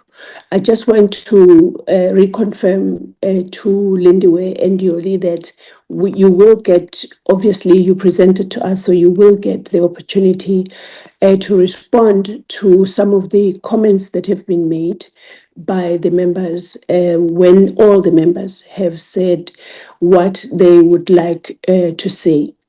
I see that the Honorable Munyai's hand is up again. And before that happened, there was the hand of another bite from the Honorable Mare. So by that I recognize your hand, Honorable Munyai. You will definitely have your say.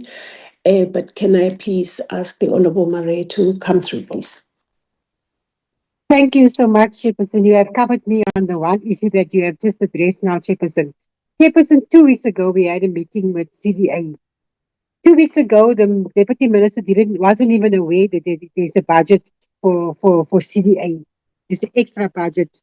What is another special meeting going to bring in differently, Chairperson? Because my view is just that CDA doesn't know what is happening in CDA. The people that is working in CDA cannot say what GSD is doing with the money. GSD is not reporting to CDA of what they are doing and what programs they are having.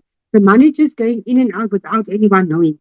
So I am again going to put this proposal forward, Chairperson, that we get the Auditor General in and then we get a legal opinion on this thing, because having a special meeting, we're going to have exactly the same, because the custodian, the Deputy Minister, was not aware of what is happening because the Deputy Minister is not long there. And all the explanation that the previous member was explaining, it's fine. That is your view, and we have our views. Our views is that people must be kept responsible. People must come on account and say what happened to that money, because it's a lot of billions that we are talking about, where there's no rehabs in all the provinces. There's no duck in all the sub-regions and regions and municipalities, and nothing is really happening. There's no impact that CDA is making because they are basically just overseeing certain things. So the one that is using the most money must say to us, what role are they playing to prevent the addiction of drugs and alcohol, Chairperson? So I'm sticking to my view, Chairperson, is that we should get a legal opinion. We should get the Auditor General in, and people must come on account. But having another urgent meeting is not going to bring up anything, Chairperson. Thank you. But you have covered me by the points that you made earlier on. Thank you, Chairperson. Thank you, Honorable Mare. If I can just ask Lindiwe, there is a question on the chat. I've just seen it now when I saw Mr.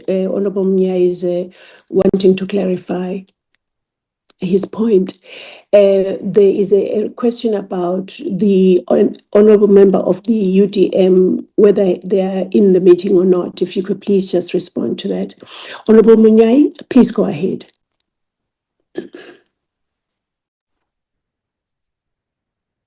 Chairperson,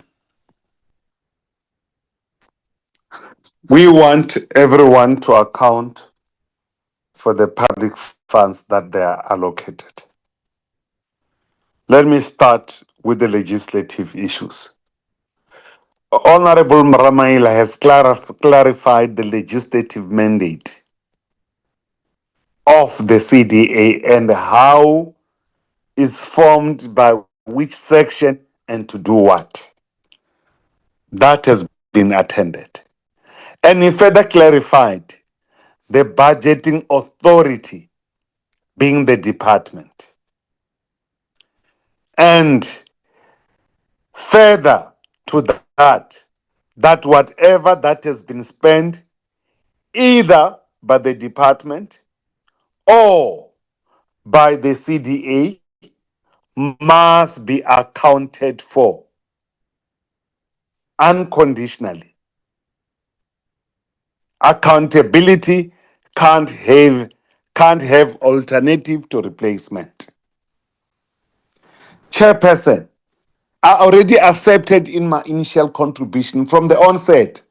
I said I welcome your efforts that you have contacted the AGSA to make sure to give account the audit outcome of the books of the of the department and the activities of the CDA.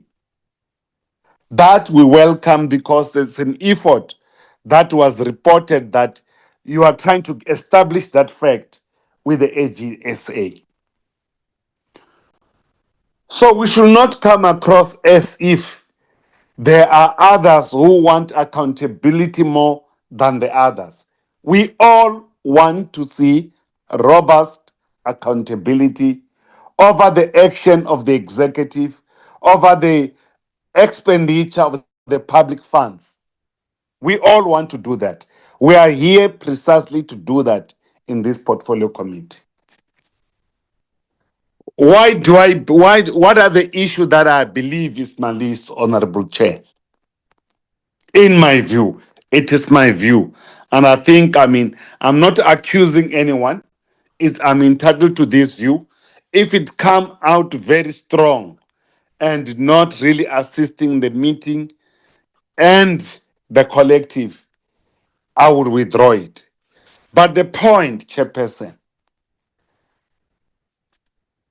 to say the deputy minister, delegated minister on the issues of the CDA, it's new, therefore, why must we be part of the business of his ignorant? The issue that seeks to suggest, therefore, you resolve the audit outcome through appointment and extension of the board. That is the areas of disagreement that I want to register to this meeting. And when you want to have a legal opinion, Honorable Chairperson, and we are saying that there are still outstanding questions which has not been answered as requested or asked in the previous meeting. We are requesting the last meeting so that all these matters are clarified. And what opinion seeks to do, we will also clarify after all these questions has been answered, that we have requested that the special meeting be held. But if that is not granted, it must be said here that no, it's not going to happen, so that we know what is the next course of action.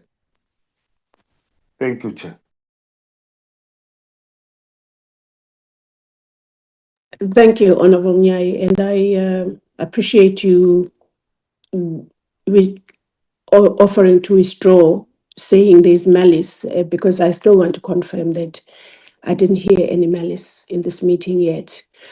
And so you're confirming or also emphasizing the point that a special meeting be held is noted, as everything else that the honorable members have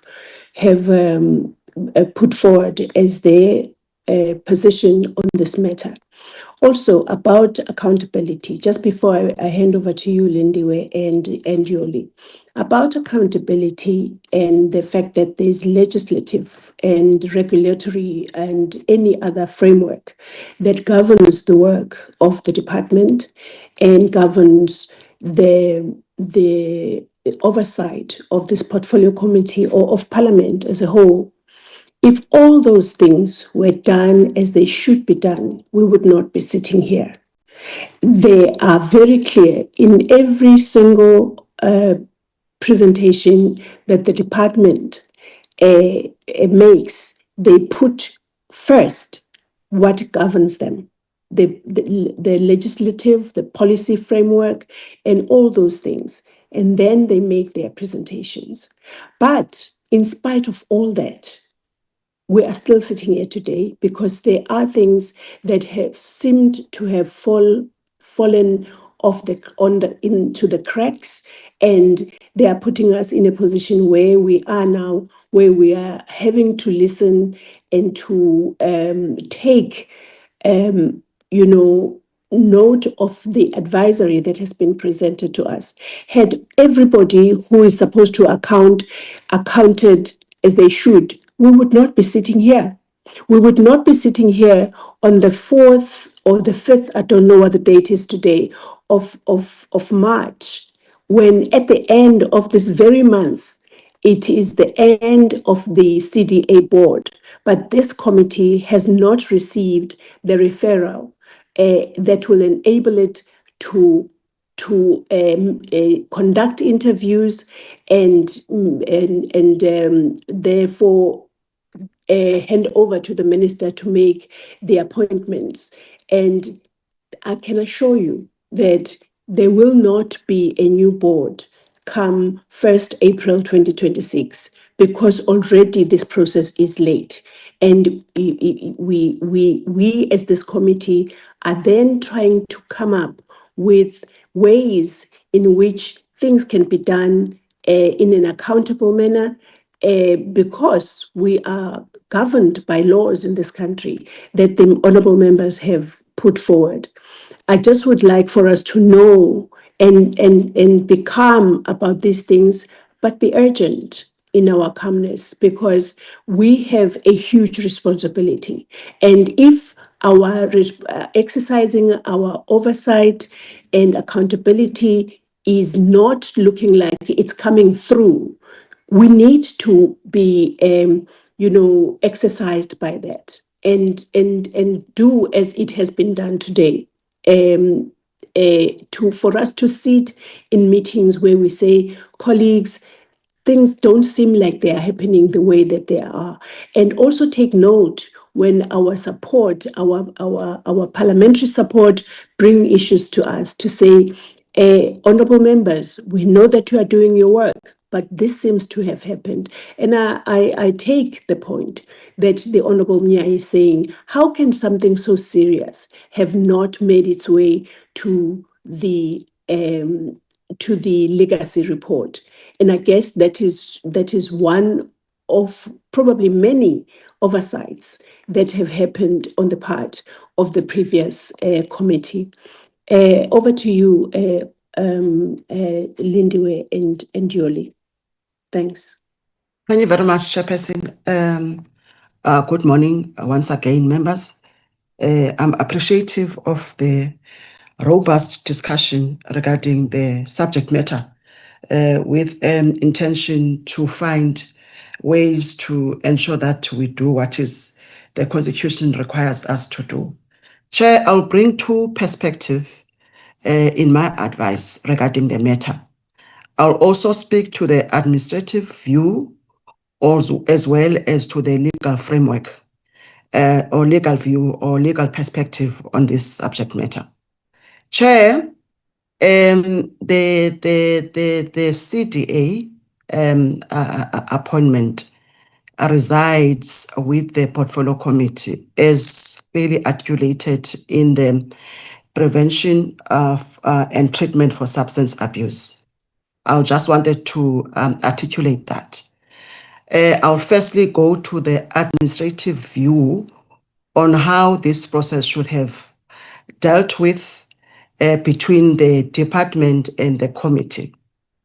It's safe to say that, members, the term of office of the current board ends on the 31st of March 2026. As of 1st of April, there will be no board that operates within the framework or within what the prevention and treatment for substance abuse stated as far as the recruitment of the CDA board.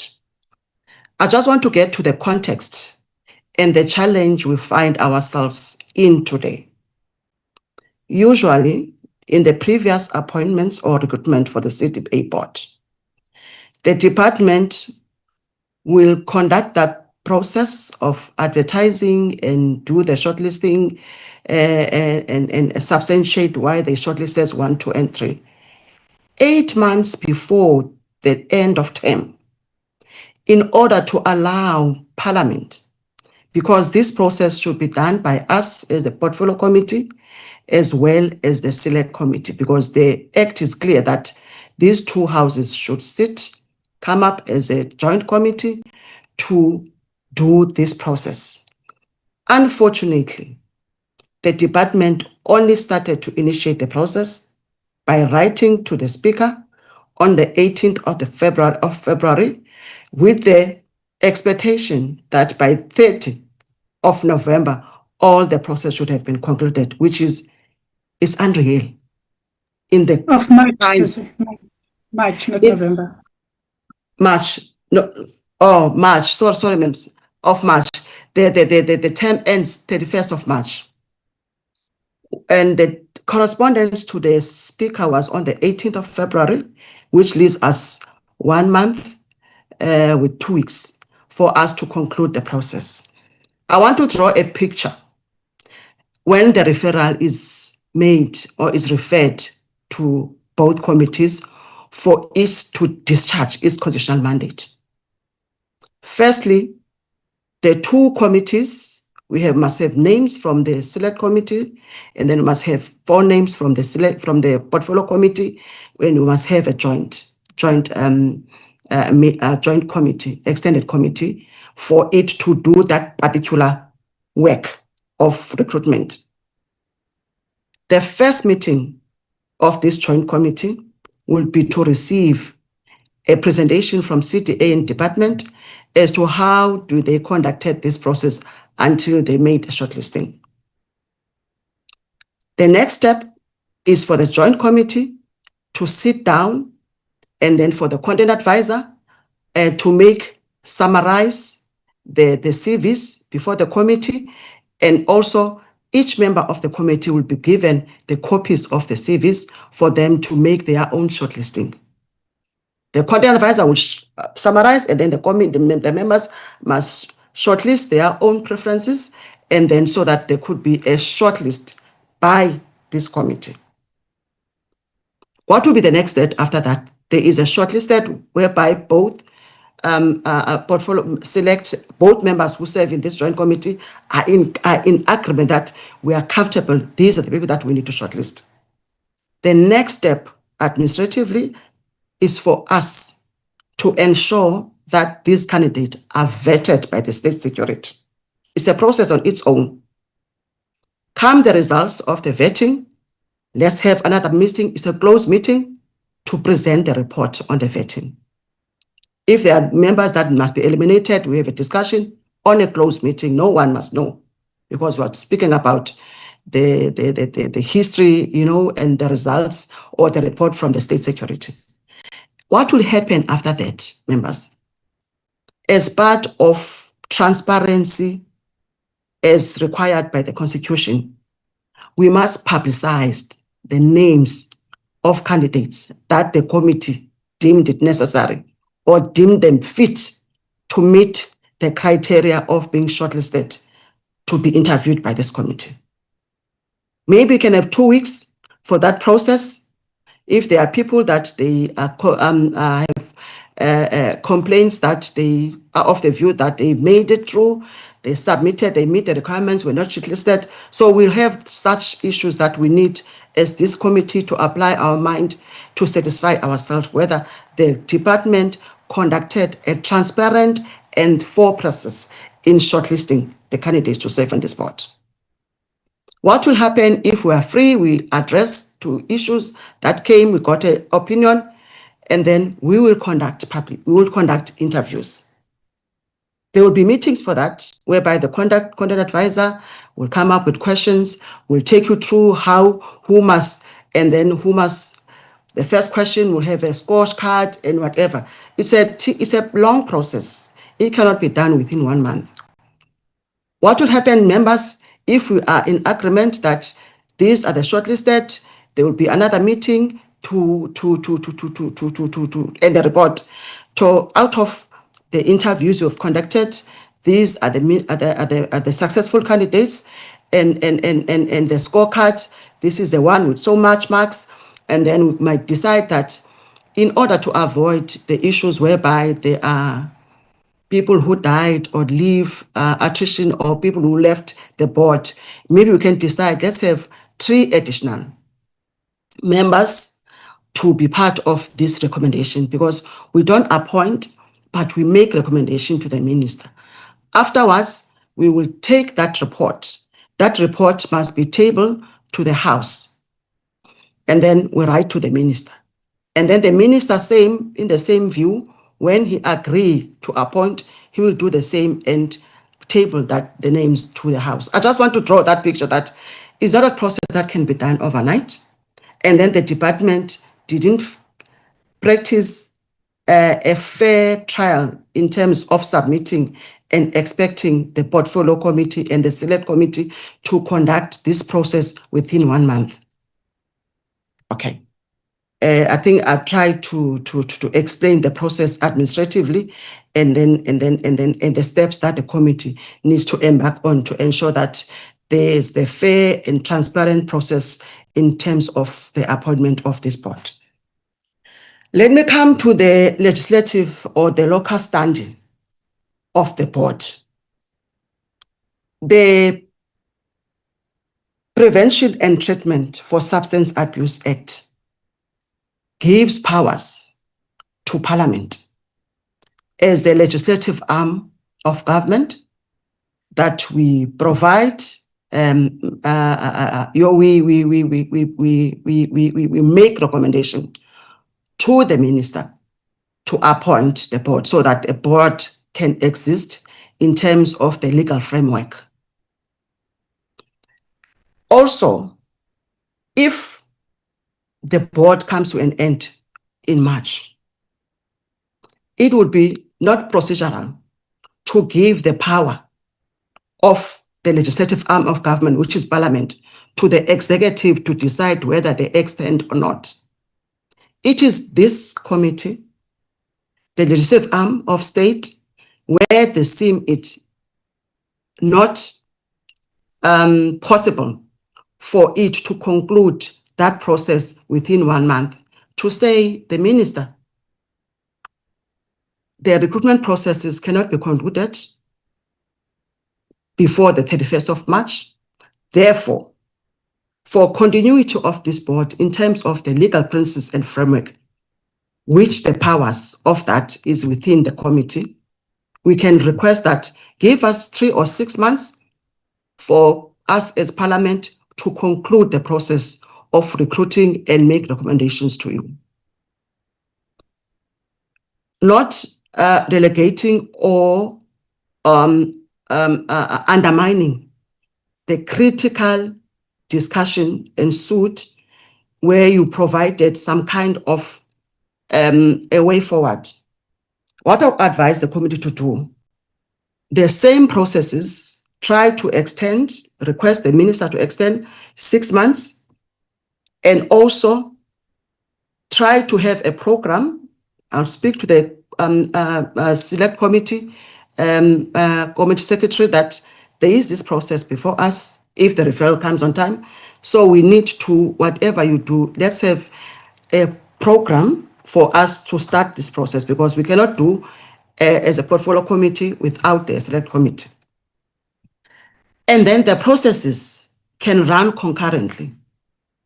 Whilst we are doing the recruitment process and shortlisting and publicizing name with the portfolio committee, with the select committee, as the portfolio committee, we do the necessary follow-ups with HSA, with the SCDA to come and present, so that we are satisfied with what challenges that has been raised.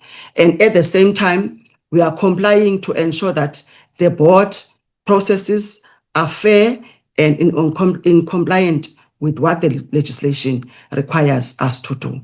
So I don't think it would be procedurally correct to give the department or the minister decide to extend or for the board to continue without the endorsement from the committee, because it is the committee that makes recommendation to the minister to appoint. Thank you very much, Chair. If I didn't cover anything, I wouldn't have a problem to come back to clarify. That's my view, Chair. Thanks very much. Chair, I have my hand up.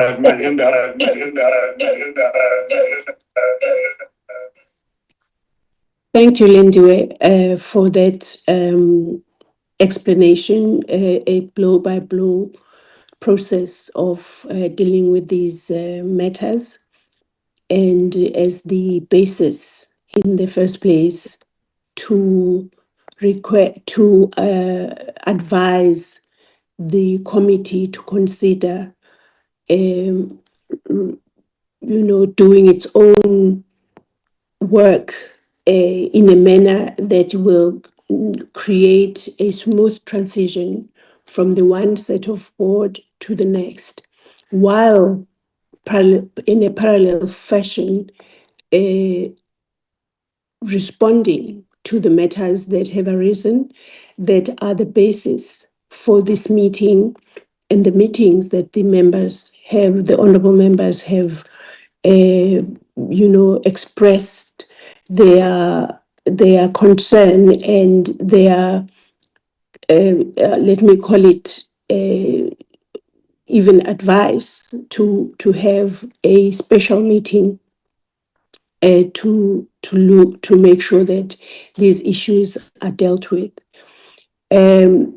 I had the Honorable Munyai on. Thank you, Chairperson. Procedurally, it's not this committee; it's the joint committee that can collectively recommend, which means we must sit as the joint committee and recommend to the executive. That's what we need to do. It's not exclusively this committee alone.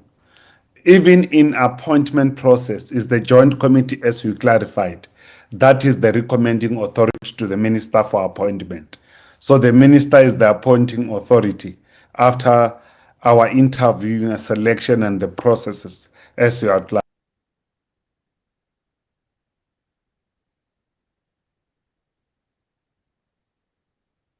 You can't hear Mr. Munyai?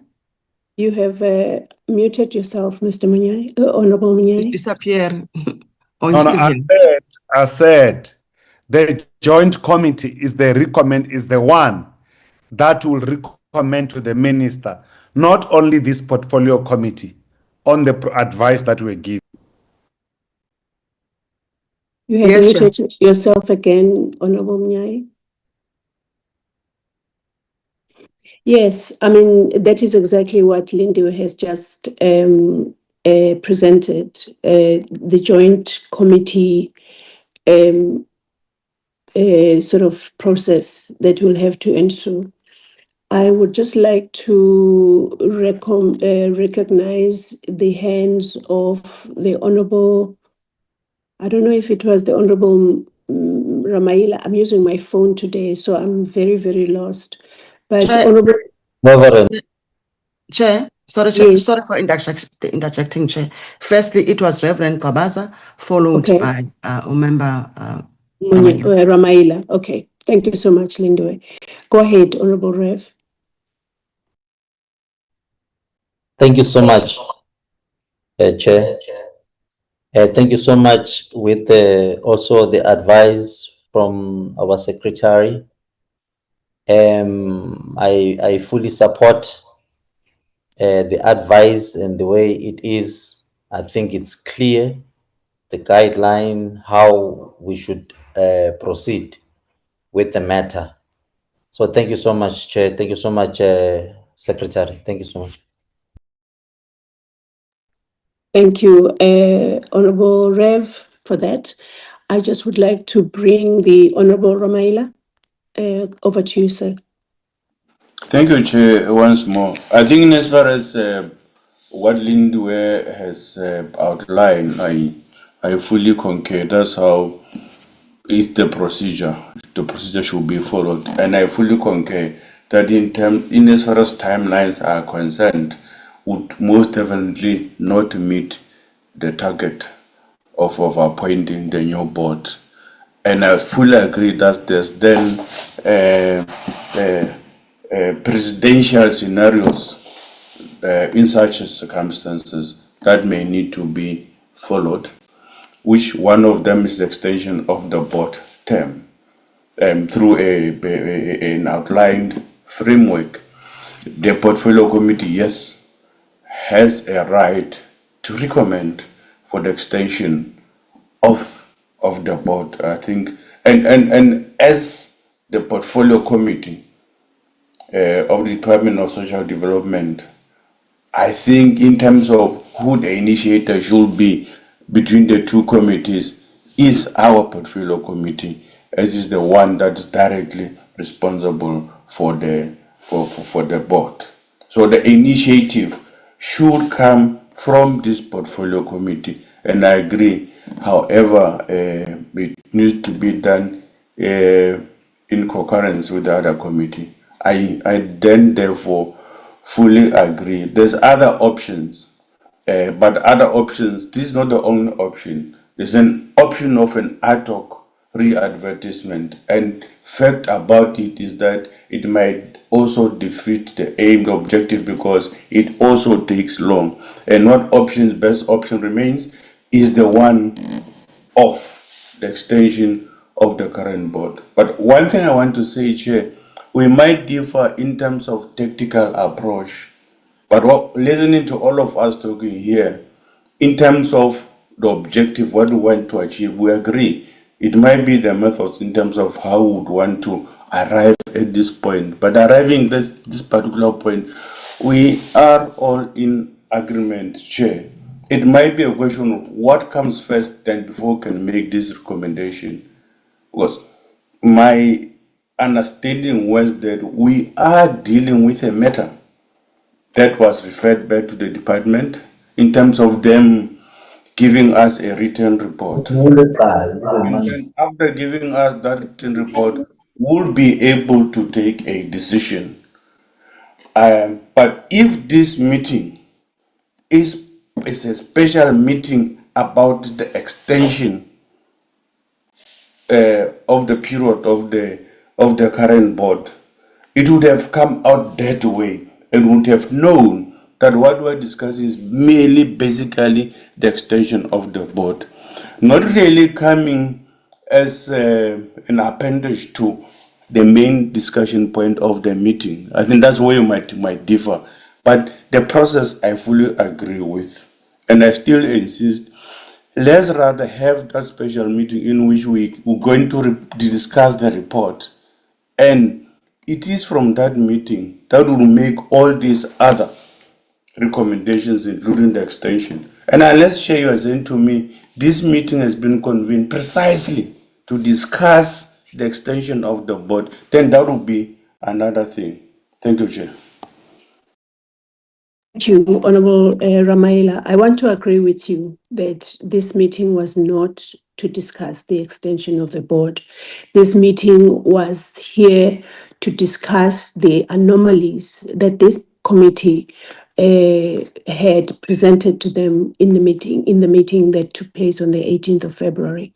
And part of then saying that we are dealing, by the way, with budgets that were bandied about that are so vastly different, and there is disowning of those budgets, and so on and so forth.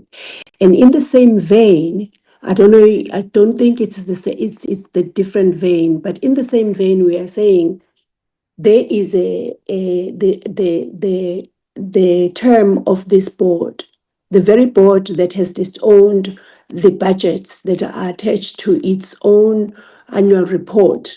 Their term comes to an end, and I think that is where our support, our committee support,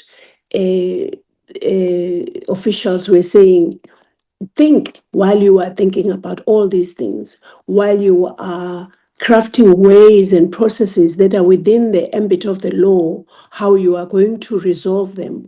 Also think about extending the life of this current board, because the referral hasn't even been done, and you are looking at the legal expiration of this board's life at the end of this month. So I think if you look at the actual advisory, the way that it was presented, there was an indication to say these are the issues: financial, governance,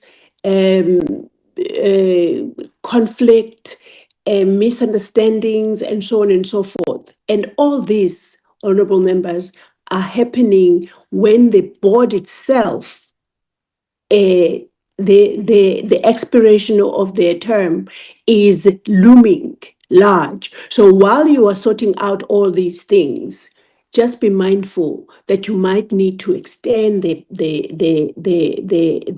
board, the term, until you have given effect to the legal processes that need to ensue. So I cannot agree more with you, Honorable Ramaila, when you say the objective of each and every one of us is the same, but it is the iteration of how we want to get there that might be different. And that is allowed, because obviously if we all thought the same, then we wouldn't need 11 of us. We can just do with one or two people that will keep agreeing all the time. So I'm getting a sense, honorable members, just to try and summarize, and I will obviously get your take in this. There are very strong points that have been raised in how we go forward, responding to the advisory. And I see that Yoli wants to also respond to issues that may have come up. Then I will not summarize yet. I will give to Yoli. Over to you, Yoli. Okay, thank you, Chairperson. I didn't raise my hand because you had already acknowledged me that you would give me an opportunity to respond. So I think I should now. Chair, I think honestly, you and Honorable Ramaila, you have covered, how I wanted to respond to this. That, we didn't just single out that because of over expenditure now the board must be extended. How the presentation was made was that these are all the issues that are before this committee, and one of them is this now coming expiry or lapse of the term of the board. Hence, I said it's only 2 weeks or so. So while you're considering these issues that are before you now, that we just nicely summarize, governing issues and all that, there is now this looming, deadline, which is the 31st of March. So, Chair, I don't want to spoil your words. I think you've covered me. It was not any malice on our side, but was just to bring to the attention of the committee all these different issues that they must apply their minds on. The issue of the legacy report, Chair, I think you've already addressed that. And yes, it's not there, I agree. Chair, but it is, that's why I made reference to the BRRR. I can give on the side to the members where we had recommendations to what I just said, that there must be an amendment to the prevention of and the treatment of substance abuse. And those reports, they contain some concerns in terms of what now we are faced with today. So there is a history on this. That's why I mentioned that it's historical, because this committee has considered this and has made recommendations on these issues. And also, if you look at our strat plan for this now year, this issue was also, Chairperson, discussed, and it's one of the focus areas or priority areas that were identified by this committee. That's exactly what we are doing now, that there must be more focus given to the CDA and all the issues it is faced with. So that's the historical reference I was making to Chair, that we have reports of parliaments that are adopted that speak to this issue. And with regard to the Section 53 of the Act, as Member Ramahila clearly articulates, that's what it says. And just to say, Honorable Ramahila, that's exactly why we are here. Because of that provision, that it now has these implementation challenges. And these are the recommend. Oh, and because of that, the CDA in its presentation to Parliament, not now, this term, even before, recommended that there needs to be an amendment to this act because of its current form is now has created these implementation challenges. And then this parliament then makes the recommendation that that act in its current form, it has these weaknesses and shortcomings. One is that of section 53 in terms of the status of the CDA. And the recommendations that it should somehow be given more authority, more power, and more governance in its form. And even an example was made that it can even be made to be that status of a SANEC. So hence that will only come if this challenge of Section 53, it is amended by this committee when this act is now brought before it. So that's why I'm agreeing with you, Maramaila. There's that problem of now paralleling it to an actual board. But at the same time, it has this function that it's doing and these issues that are coming before us. That then makes it urgent that review and amendment of that act comes before this parliament so that this challenge can be addressed that now we're finding ourselves in, also including the issue now of the budget. There is a budget by law. The CTA doesn't have any responsibility to it, the DSD has. But the activities, some of them are carried or performed by the CDA. Now the CDA says that what is reported there in those line items, we don't know them. We can't account for those things that are supposed to have been done by the CDA. So there's that challenge that is before this committee chair. And I think that's the spirit of this advisory and say, we have this serious matter and I'm happy that the members engaged on it, they gave their perspective and then they've given us how we should handle it. And one of them is what we had already said, that we must have this meeting with the CDA and the TSD as per the resolution of the 18th of February, where they now come and present, not just submit in a written response, because that's what the resolution was about. Now we are advising, instead of just making a submission, it must be in a committee meeting form, where now discussions of this nature can then can ensue, Chairperson. So I just thought I should just clarify that, Chairperson, and I'm happy that the members have engaged on this presentation and they've expressed their views, and now we know, we need to give this matter a priority. Thank you, Chairperson. Thank you, Lindiwe.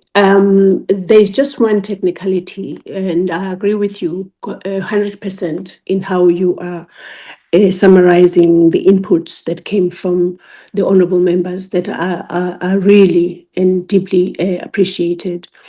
The technicality is here. The Honorable Ramaila said, I can't quote him, he said that we might be putting the horse before the cart if we go straight for the meeting, for the special urgent meeting, before we receive the written report. Let it be the basis of the content of the report that then triggers the meeting. Otherwise, I have heard from the majority, if you like, of the honourable members that spoke to say that let us have this urgent meeting.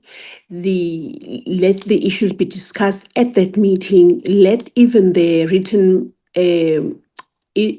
report be part of the presentation, so that we have a take on addressing the contents of the written report in that meeting, so that we can cover or hit two birds with one stone, rather. I so want to say that before we then close the meeting or proceed, procedurally, I would like to be, if you like, clarified if this committee is saying, let's have let's have the written report, let the content of the written report trigger an urgent meeting, or if this committee is saying, with no waste of time, let us have an urgent meeting scheduled for the department and CDA to come and present to us on the issues that have been raised today, the issues that were raised on the 18th of February, and the issues that are sitting in the BRRRs in the strategic plan of this term of committee that are raising very serious concerns? Or are we saying, let's get the written report, let's get the issue raised with let's follow up on the issue of the AGSA, and if necessary, the appropriations. Now, I would like to be guided with us leaving this meeting so that our support know what their marching orders are coming out of this coming out of this meeting and this committee. So I would like to be guided in that fashion, please. I see the Honorable Ramaila is about to do exactly that. Over to you, sir. Thank you, Chair. I think I agree fully with your summation of the discussions of the meeting. And I think we just put in one proviso, urgent meeting with the proviso that the department would have received the written responses from the department. Thank you, Chair. Okay. So I thank you for that. And let me then, because I'm trying to this discussion as our closure of the meeting with a clear direction of where we are going. The Honorable Mahato? Chairperson, I think I'm also supporting the agent meeting as early as possible. Thank you very much. Thank you so much, Honorable Mahato. Honorable members, I take it. The Honorable Kobaza? Thank you, Chairperson. I think the report obviously would have come before the meeting, but the meeting is urgent. But I think also the report would have come before the meeting so that we can look at the replies of what we've asked. Chair. Thank you, Honorable Kobaza. I hear that Lindiwe wants to say something. Please go ahead, Lindiwe. Yes, Chair. Chair, I just want to report to the committee that a request to CDA and DSD was submitted immediately after the meeting. The past 2 weeks have been, I don't want to say fighting.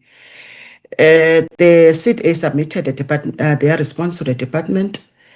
I think last week I reminded them as to, I firstly wrote to CDA to say where are the written responses, and then they said immediately on Monday after that meeting of the 18th, they submitted to the department, and I made a follow-up with the department to check where are the responses. He mentioned the transmission processes.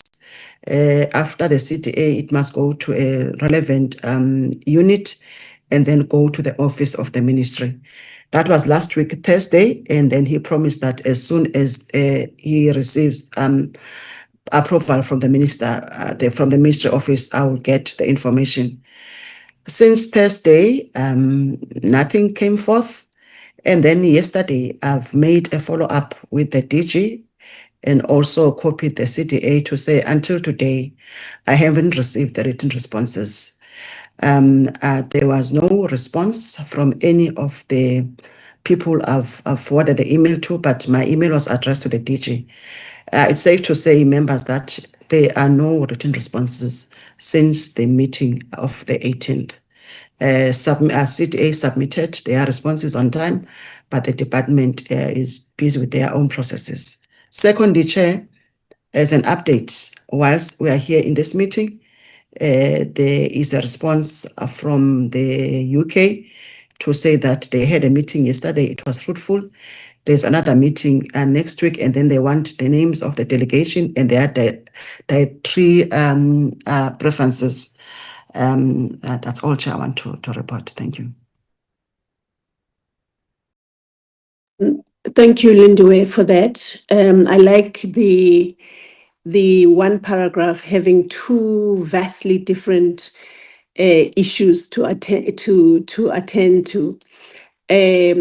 Just closing the loop on the meeting for today and the CDA DSD matter, I would like for us to follow up on the written responses, because the honorable members need those written responses to inform the character of the meeting, the urgent meeting that we will be having. There was a unanimous, if you like, agreement in this meeting that we would like that urgent meeting, but it must give us our written responses in our hands to sit in that meeting with the responses having arrived arrived at our inboxes. So my take then is that the committee wants the written responses and they want the urgent meeting.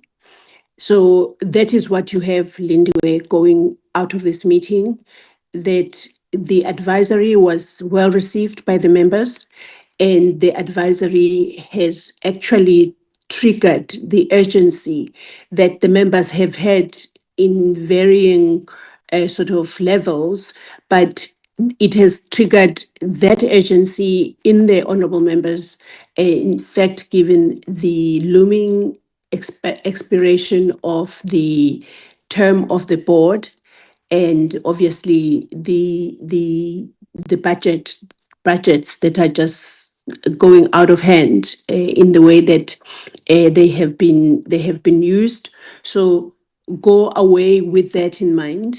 We would like the urgent meeting with the written questions in hand.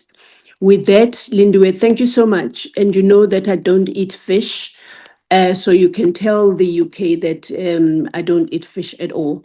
In whatever they do, they mustn't cook me fish. But the members will obviously give their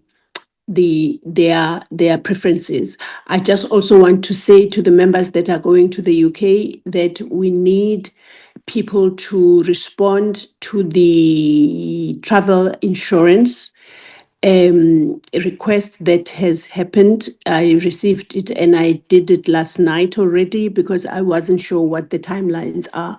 So please, honorable members, please respond to that travel insurance situation. We are still waiting to hear from the UK Visa Centre or office to hear whether we are allowed to enter the UK or not.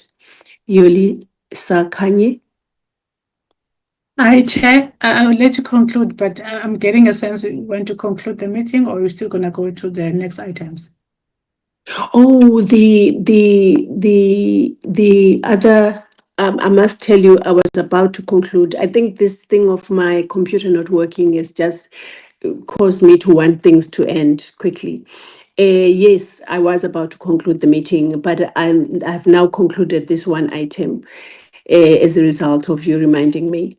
Let us go to the department's report that we were going to also receive today. Go ahead, Yoli. Thank you, Chair. Oh, I see there's a hand from Fundis. Reverend Babaza. Oh, yes, Honorable Rev. Please go ahead. I'm sorry to disturb, Chairperson. Chairperson, you mentioned these 2 points, the report and the meeting. I'm not too sure about the extension on what is the decision on it. Thank you so much. Okay, yes, I'm After totally. the Lindiwe has presented the. Yes, you are right. You are right. I would like to. I actually just because once she made that small but important presentation of the procedural imperatives, I heard, I got a sense from what, for example, the Honorable Ramaila said. I agree. I agree. We let that be triggered. That request for extension must happen. Not as a preemption of anything, because as we can hear, we needed 8 months to deal with what might require us to deal with in less than a month. So yeah, that is the impression I got. Honorable members, just some confirmation of that. We agree with the request for extension. Can I have a hands or even thumbs up if we don't want to waste time by speaking? We agree with the extension of the request to send in the request for the extension of the board. I see Honorable Peters, Honorable Msweni, Honorable Mare, and what is this Honorable? Yeah, Honorable Mare. Yeah, I see that. Honorable Msweni? Chairperson, ngiyavuma. Oh, okay. Thank you. You can also give us isizathu sokuthi why wena benobuso bubili la abanye bethu sinobuso bodwa nje. Wena sinobuso bakho bubili lapha obuphinki bonke. Okay. Right. So there's only one Honorable Mtweni in this meeting, colleagues. There are no, although there are two faces, but there's only one actual member. Honorable Ramaila? Chair, without rehashing what we discussed, I think I agree as a consequential to the special meeting. Thank you, Chair. Okay. Awesome. Thank you so much for that. So we have had enough agreement, but the Honorable Ramaila has actually, given it a substance by saying as a consequence. Lindiwe, you have your marching orders as far as this one item of the agenda is concerned. Let us now go to the report of DSD that was going to be presented to us. Please go ahead. Yoli, Chair. Yes, Yoli? Chair. Yes, go Yes, ahead. Chairperson. Thank you, Chairperson. I think I'm just going to do, as it's a common practice now, that I just zoom into the deliberations and the recommendations, or a proposed recommendation, Chair. So this is the committee report on the department's quarter 2 report that was presented to this committee. And these are the issues that the committee raised. Yes, I'm just going to the beginning.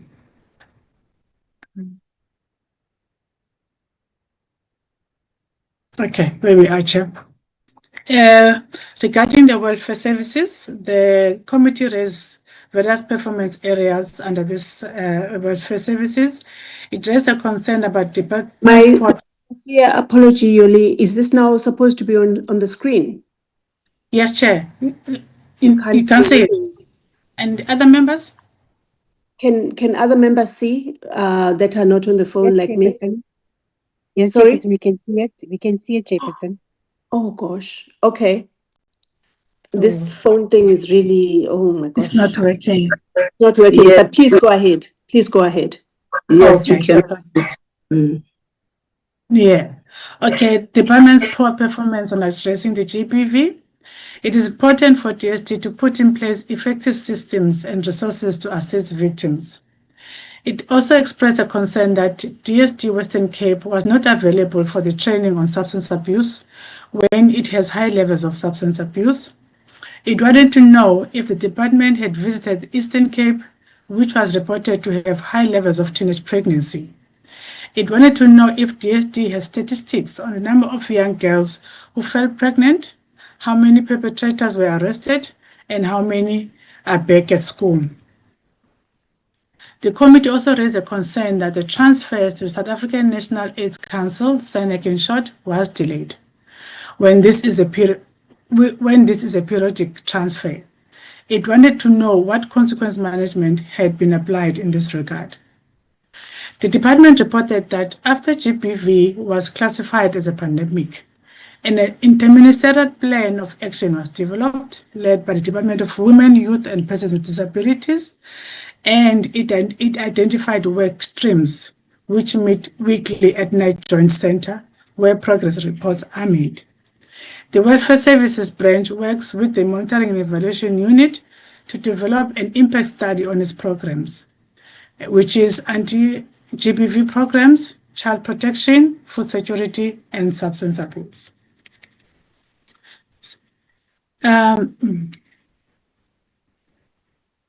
Okay. Teenage pregnancy crisis is led by the Department of Women, Youth and Persons with Disabilities. Government departments also report their contributions to it. DST implements the YOLO, CHOMI, Sinovuyo, which target parents, which is planning to upscale. So it is planning to upscale these programs, Chairperson. And then transfers to SANEC were delayed due to delayed submission of the report and other necessary documents by SANEC. The funds were transferred after SANEC had submitted all the necessary documents. With regard to community development, the committee raised a concern that the department reported that only 6,066 people access nutritious food through its programs, when there are millions of people who live in poverty. It wanted to know how many NPOs had been impacted as a result of chronic underspending. It also wanted to know if the department conduct monitoring and evaluation on the work of the funded NPOs and on the number of NPOs that lost their funding. The department reported that it has an M&E tool that provides trends on districts that require intervention. It also monitors the number of people who were assisted and the impact of interventions. It is working hard to address the needs of the people and vulnerable by implementing programs that target the most affected districts. The food security policy will be approved by Cabinet by 2027-2028. It aims to standardize interventions on food security across the country. It acknowledged that it cannot provide assistance across the country, but through the district development model, it manages to intervene at district level. And then NPOs are funded every financial year, but fundings are either withheld or withdrawn because of non-compliance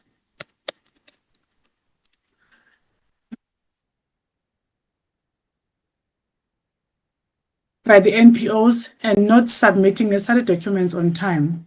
It, however, provides assistance to struggling NPOs. DST funds are all registered. The DST funds all registered NPOs, but the country has economy that is not growing, and that affects funds available for NPO funding. However, social grants complement by providing income support. Food security cuts across government departments, such as the Department of Health and of Department of Basic Education. DSD also provides food through community nutrition and development centers, community-based programs, children's home, drop-in centers, early childhood development center, and early childhood development centers. Also, through the Integrated Community Registration Outreach Program, ICROP in short, it is able to identify areas that need intervention. With regard to BIS policy, the committee was also concerned that the department's target date of March 2027 to submit the revised BIS to Cabinet further stretches the finalization of the policy when there are millions of people who are excluded from the COVID-19 Social Relief of Distress Grant. It was concerned that for 2025, it only organized a 2-day policy colloquium. It wanted to know how the costing model of the I'll rephrase this one, Chair. But he wanted to know the costing model of the BIS policy. It wanted to know how Mzansi program links to the BIS policy. The department explained that My Mzansi platform is a new unified government digital platform for all citizens to access services. BIS aims to link income support with other government services and economic opportunities. My Mzansi platform, once operational, will link beneficiaries to government services. The platform is still under development. The initial costing of the policy only focused on policy provisions and not the linkages to economic opportunities and other government services, which the Cabinet instructed the department to include. The revised costing model includes a linkage between the social grants and other government services, which is a complex process. The revised costing was done in February 2025. The department had approached Cabinet to request to publish the policy for public comments. Cabinet instructed the department to conduct further consultation with government departments to include economic inclusion measures for the SRD beneficiaries. The consultation process took time as it involved various government departments. Also, drafting and ultimately submit a policy to Cabinet goes various government processes. It usually takes up to 2 years to go through these processes, which also includes the department considering public comments, redrafting, and submitting a revised policy to Cabinet. When it comes to non-financial performance reporting, the committee noted with concern the 86% performance progress, which seemed to be a systematic underperformance based on the qualified audit opinion the department received for 2024-2025 financial year. This pointed to a fundamental failure which could not only be addressed through audit action plan. There is a need for effective leadership. The minister needs to consider establishing a war room to deal with performance matters because accountability for poor performance lies with the administrative level of the department headed by the Director General. The committee also raised concern that the presentation was silent on outcomes and outputs on the impact of the program. For instance, the impact of the number of users who access substance use disorder treatment services. The department explained that the qualified audit findings was not intended. It was, however, inevitable because of the issues the AG had identified in the past financial years. It received a qualified audit report because of the duplicated Quad 7 beneficiaries paid while outside the country, beneficiaries that were paid after death, beneficiaries paid without verified IDs, datas, and incomplete database. However, together with SASSA, they are of the opinion that AGSA was harsh when SASSA has implemented a lot of systems. Regarding alignment between achievement of targets and budget expenditure, the department explained that out of the allocated budget of 294 billion, 284,750 goes towards household transfers. The annual performance plan is then developed based on the financial resources and capacity the department has available. The APP was submitted to the Department of Planning, Monitoring and Evaluation and National Treasury to assess if the department is able to implement it. The 86% achievement is performance that needs to be recognized based on the resources available. It also explained that performance assessment in public sector is institutionalized by Department of Planning, Monitoring and Evaluation through certain guidelines. Implementation of policies and programs is done by provincial DSD departments and contracted service providers. To monitor performance, the National Department conducts consistent monitoring and evaluation. The M&E system is developed measures progress at provincial departments, and it is verified at various levels. DST officials and NPO employees were capacitated to capture the data. The system was fully implemented in Free State and partially in Northwest and KwaZulu-Natal provinces. The M&E information needs to be linked to the outcome and output. It also relies on Statistics South Africa national level and community surveys and census. DST then identify priority areas, focus areas from the surveys and develop policy interventions.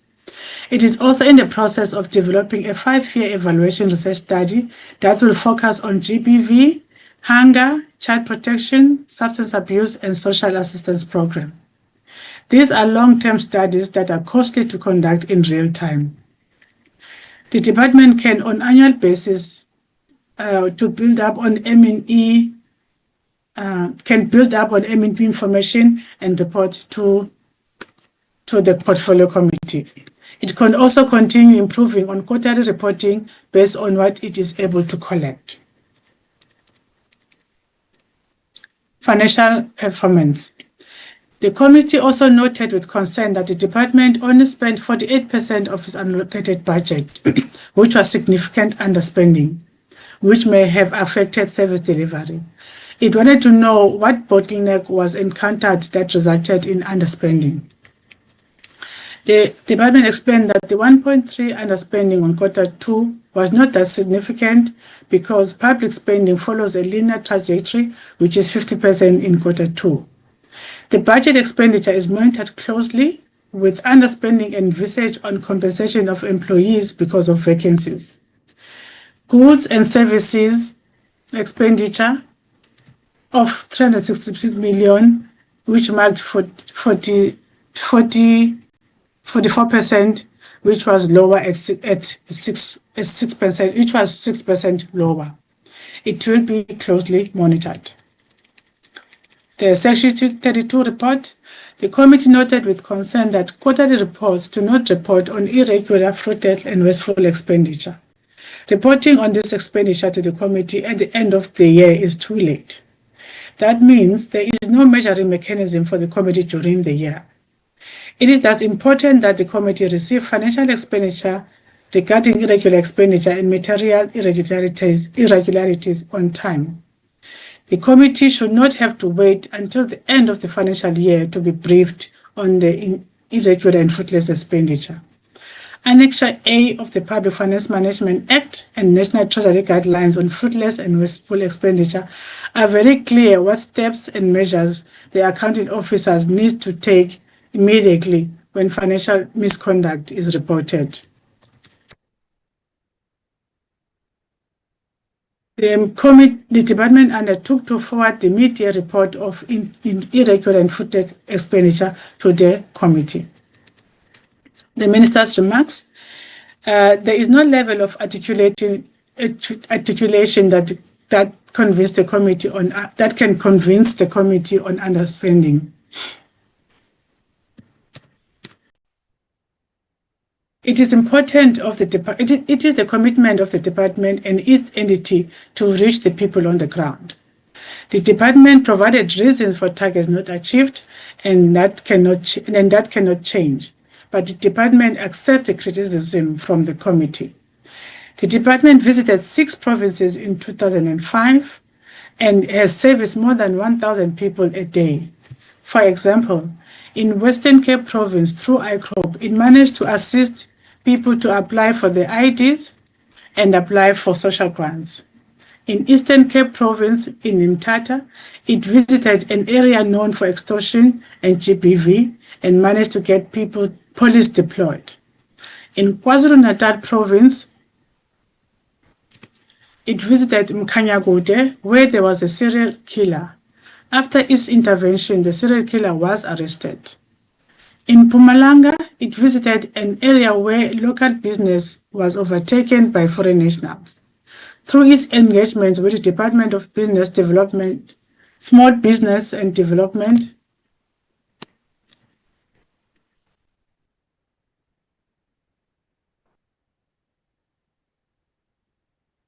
through its interaction with the Department of Small Business and Development, this was addressed. It also visited the Northwest and Limpopo provinces, where GBV was at the rise. The MEC for Social Development and the South African Police Service, SAP, are leading intervention to address this. The department plans to visit Bloemfontein and Northern Cape.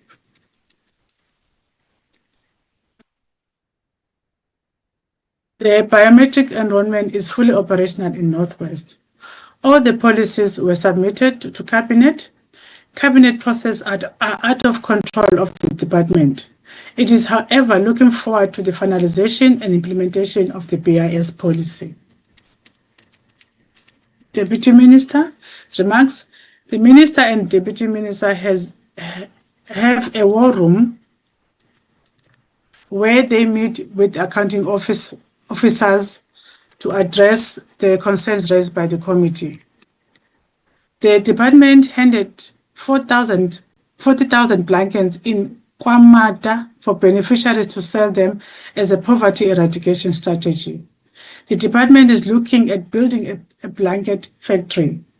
It also started a cellular project repair. When it comes to the recommendation, having considered Q2 financial and non-financial reports, the committee made the following recommendation. The Minister should ensure that the department aligns the Section 32 reports, which is quarterly reports, with audit action plans. This report should also include a report on reported cases of irregular, fruitless, and wasteful expenditure. And then the resolution that was taken there, Chair, the committee should develop a reporting framework which will enable members to submit reports on their constituency work. Then the chairperson can forward it to the Minister for response and intervention. Chair, I can just report that I since developed a draft on this. We just haven't looked at it, that I forwarded to you yet before it goes to the committee. But there is a draft that framework that I drafted, and I still have to also discuss it with Mrs. Lindy. Maybe when we're coming back from the constituency period, chairperson, then the committee can consider the two frameworks. That's what I'm able to present, chairperson, as far as the report of the committee on the Q2 expenditure and the non-financial report of DST. Thank you, Chair. Thank you, Yoli, so much for that presentation. I listened very attentively to the report because I could not see the presentation itself, but I listened, and I would just like the members to engage the report. I hereby table the report as having been presented by Yuli to the members, and can we consider and adopt the report, please? Honorable members.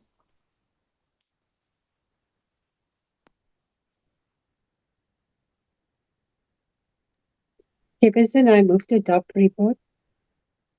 Thank you, Honorable Mare, for adopting the report. There was another voice in the wilderness that I heard. Was it you, Honorable Mahato? Chairperson, I think we adopt the report. I want to second. Thank you so much.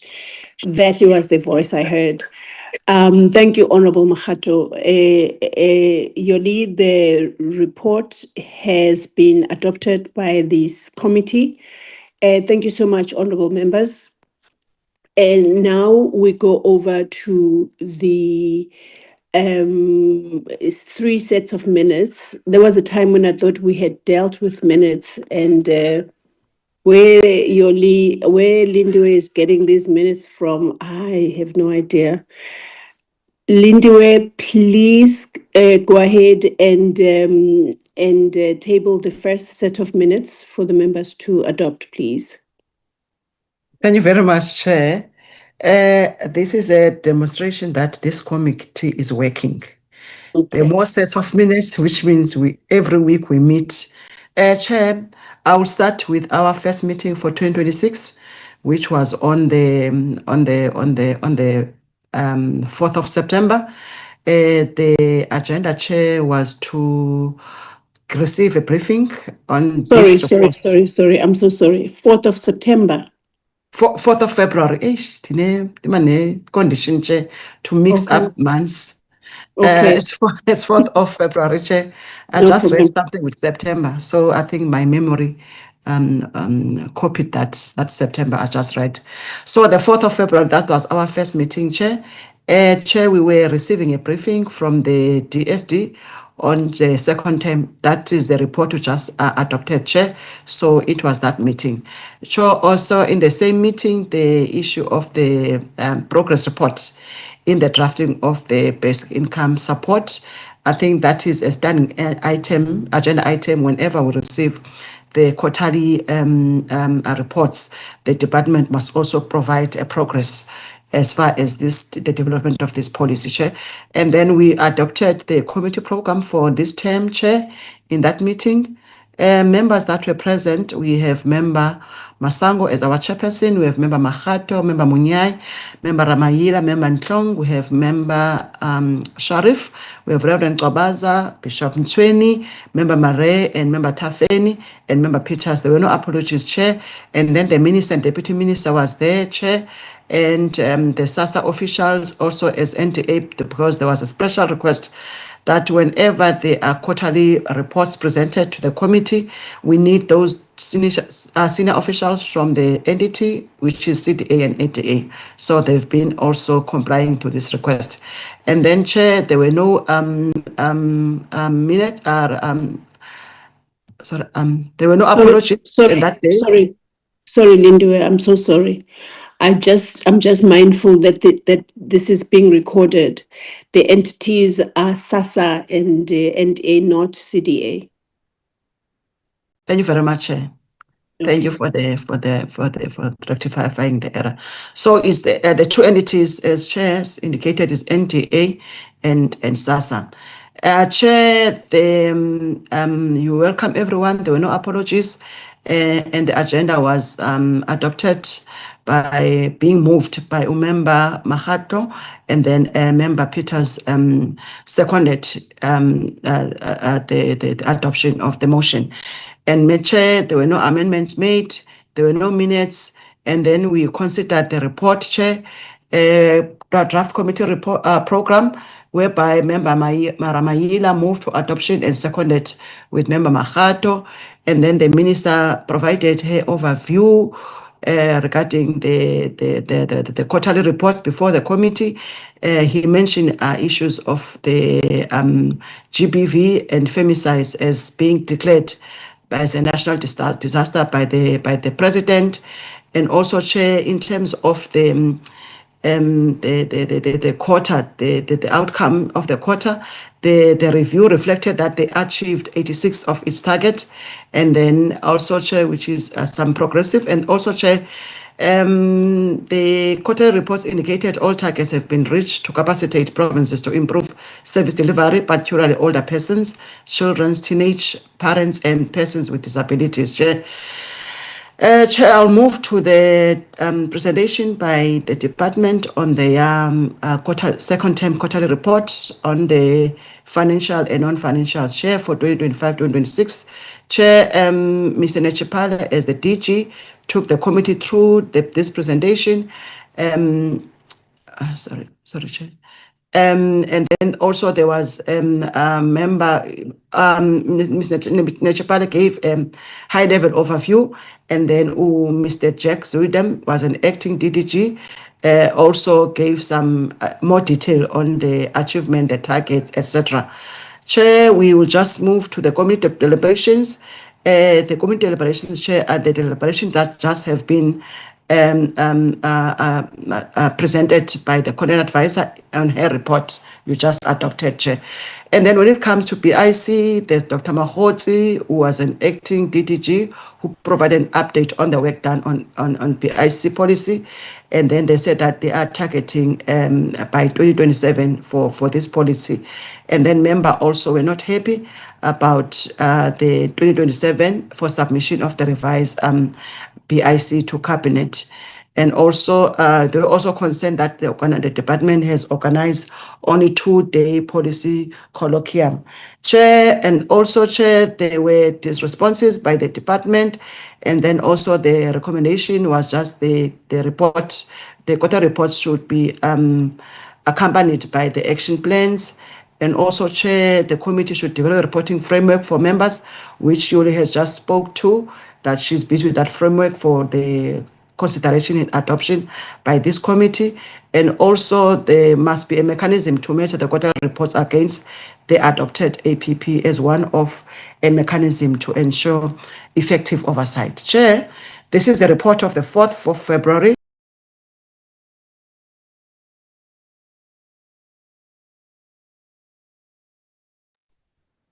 Thank you, Lindiwe. The minutes of the meeting of the 4th of February are before us for this committee to consider and adopt, please. May we have the adopter of these minutes?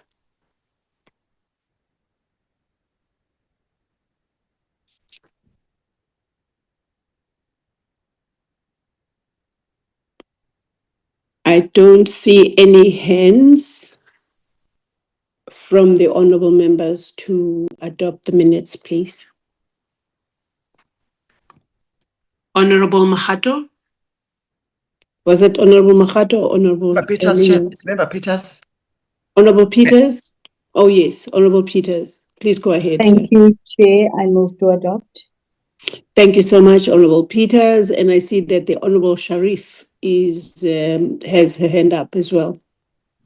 Yes, Chair, I was part of this meeting, so I can finally second.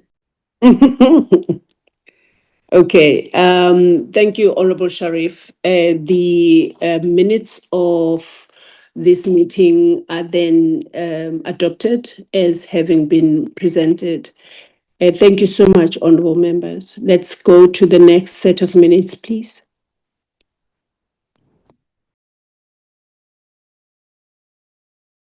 Much Chairperson, like once again, we will just zoom in to the minutes of the 18th of February. Chair, that was a briefing by CDA on its annual report for 2024-2025. And then there were sets of minutes scheduled for consideration and adoption, Chair. And then I'll just confirm the members that were present in that particular meeting. We have Member Masango as our chairperson. We have Member Mahato, Member Munyai, Member Ramayila. We have Member Sharif. We have Reverend Kabaza. We have Bishop Mtweni. We have Member Mare. We have Member Tafeni. We have Member Peters, Chair.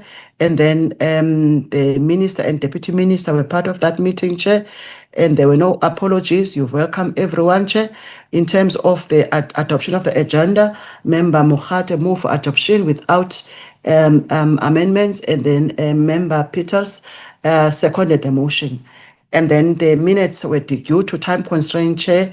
The minutes were deferred to the next meeting, Chair. And then we considered the report, Chair, and then the mover was Member Ramaila, and also the seconder was Member Mahato. And then the Deputy Minister gave an overview, and then the CDA, led by Chairperson of CDA Nandi, Miss Nandi Mayatula Koza, took the committee through the annual report, Chair, and raised a number of issues that will be outlined in the report that has been drafted by Uyoli, and then that will be here for consideration by this committee, Chair, as well as the deliberations will be contained in that report.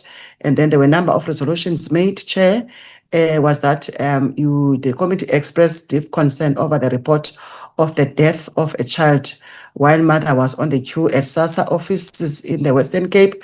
And then also in that meeting, the committee agreed on a procedural reporting framework wherein committee members can submit emerging issues they want the Social Development Committee and the Minister to address to the chairperson. As well, Chair, the committee resolved that CDA and DSD to respond to all the questions in writing within 7 days. They should also address the issue of the budget expenditure report and report back to the committee within 7 days. Unfortunately, we haven't received the written responses. And then, Chair, we also just want to also outline the issue that the minutes were not adopted due to time constraints. Chair, this is a formal proceeding record of the meeting took place of the 18th for this committee's consideration and adoption. Thank you very much, Chairperson.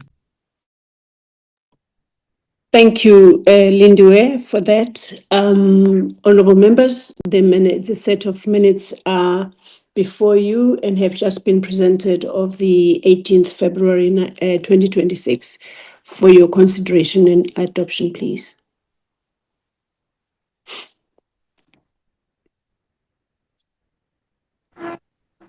I adopt the minutes, Chairperson. Thank you, Honourable Mahato, for that, for adopting the minutes. Thank you, Chairperson. I second Makato. Oh, thank you, Honourable Tlong. The minutes have been now adopted. Were those the two sets of minutes, Lindiwe? Sorry, Chair.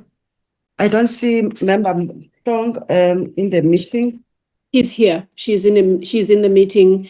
On that, Christine. Yeah, Christina no, in that Tong. meeting, she was not there. She wasn't. Mm. Okay, sorry, Honourable Tong. You must have not attended the meeting then. Shall we have another meeting? Another honourable member adopt the minutes? Second the minutes.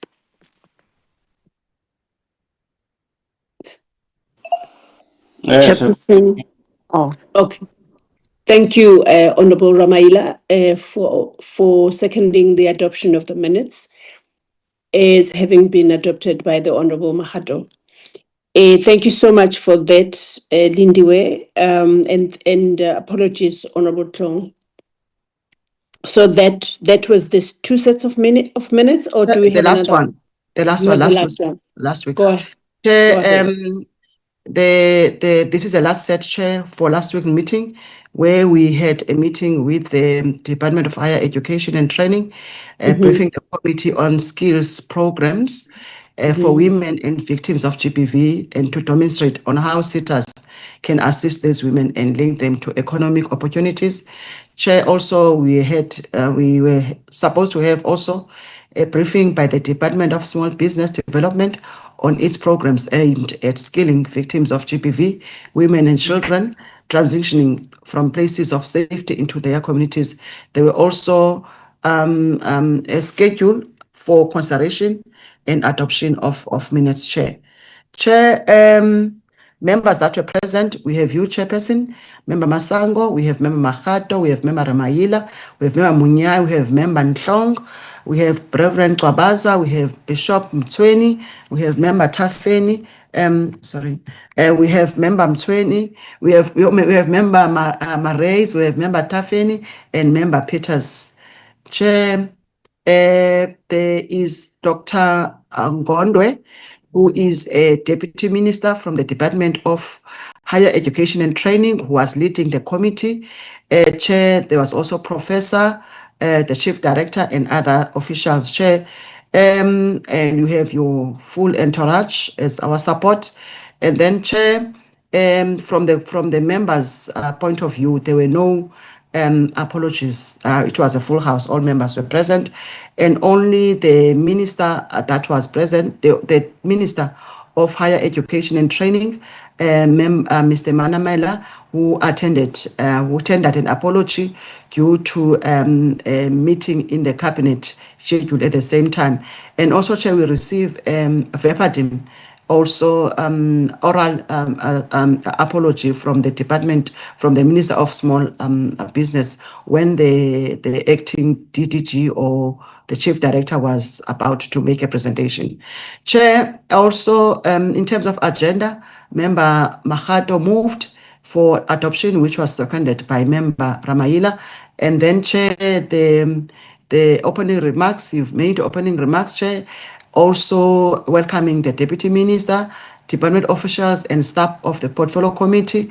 And then, Chair, we considered 3 sets of minutes, the minutes of the 5th, 12th, and the 3rd of December, your 5th and 12th of November, and 3rd of December. And then, Chair, the Deputy Minister made her opening remarks. Dr. Ngondwe made her opening remarks, and the key action points indicated in her overview was the monetary institutional compliance with GBV policies. She spoke about the targeted oversight of high-risk institution, also the submission and monitoring of council-approved campus safety policies, as also strengthening collaborations with community structures and the South African Police Services to improve, Chair, the campus safety and rapid response mechanism. Lastly, the one before last, expanded trauma counseling, psychosocial services, and survivor referral pathways nationwide, including a 24-hour toll-free crisis helpline accessible to all students. Lastly, Chair, and working relationships with the Commission on Gender Equality, Chair.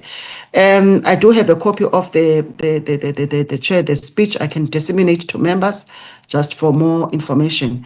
Chair, also we immediately received a presentation from the DHET, which was led by Mama Ufan Veek, who is a Chief Director, where he pointed a number of issues, Chair, which in line with what the Deputy Minister spoke about, like the GBV in the institution, and also in health, higher health, Transformation Managers Forum, a number of issues that she raised on her presentation. Chair, we deliberated, and also there are responses in the same vein. Chair, also the committee also expressed that neither the Minister nor the Deputy Minister and DG of the Department of Small Business and Development were in attendance, despite the agenda item being of significant importance in the country. With the absence of both the political heads and administrative head, there would not be anyone to account. So the department was requested to recuse itself. And I think the committee will just reschedule another meeting where the political, principal, and administrative officials are in attendance, Chair. There were a number of very important issues raised, Chair. Also the committee welcomed the Ministerial Stakeholder Outreach Program headed by the Deputy Minister, Dr. Ngonde, it also welcomed the detailed presentation it received. It particularly welcomed the establishment of different provincial forums and requested it to be provided with more information about them. The information will assist MPs in the constituency work. It, however, noted that the presentation did not report on the budget allocation and expenditure on various initiatives and programs reported on. Chair, I've made a request for the DHET to provide me with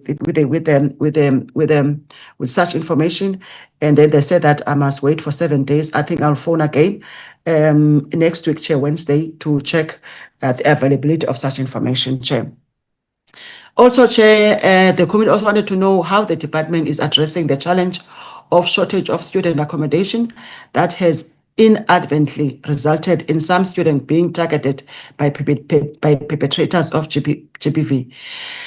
Chair, the resolutions, due to the absence of the minister, the deputy minister, and the DG of the Department of Small Business Development, the committee decided to postpone the presentation of the department. The Department of Higher Education and Training to submit a detailed budget allocation and expenditure report, as well as statistics on reported cases of GBV, impact of the program, disciplinary hearings, and arrest. Chair, this is the recording of proceedings ensued on the 25th of February for the committee to consider and adopt these minutes. Thank you very much, Chair.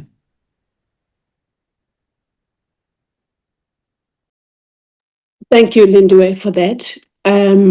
Colleagues, that is the last set of minutes that we had.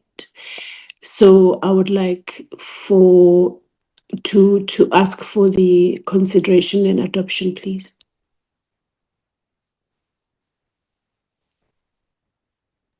We are in social development only. Chairperson, I'm adopting the minutes. Thank you so much, Honorable Makgato. I see that the Honorable Bishop Msoni's hand is also up. Yes, Akwanda Mphathisipho. Yabo. Siyabonga, sis. Thank you. The Honorable Bishop Msoni has also seconded this adoption of this set of minutes. And as a result, we have all our minutes having been presented and adopted. So thank you so much, honorable members, for that. I take it now, Lindiwe, unless I'm again not well informed, that this brings us to the end of our meeting. And I would like to thank each and every honorable member for your inputs from the first item of the agenda, second item of the agenda, and this last one. And I know that there are a number of outstanding issues that have been highlighted in our meeting today, and I believe that that action is in good hands in our support. Our content advisor and the secretary will take care of those issues, and we will see one another when we meet again, but also for those that will be in the meeting later on at the chamber, we will see one another there. With that, I would like to then declare this meeting adjourned with much thanks and blessings. Thank you so much, honorable members, and support.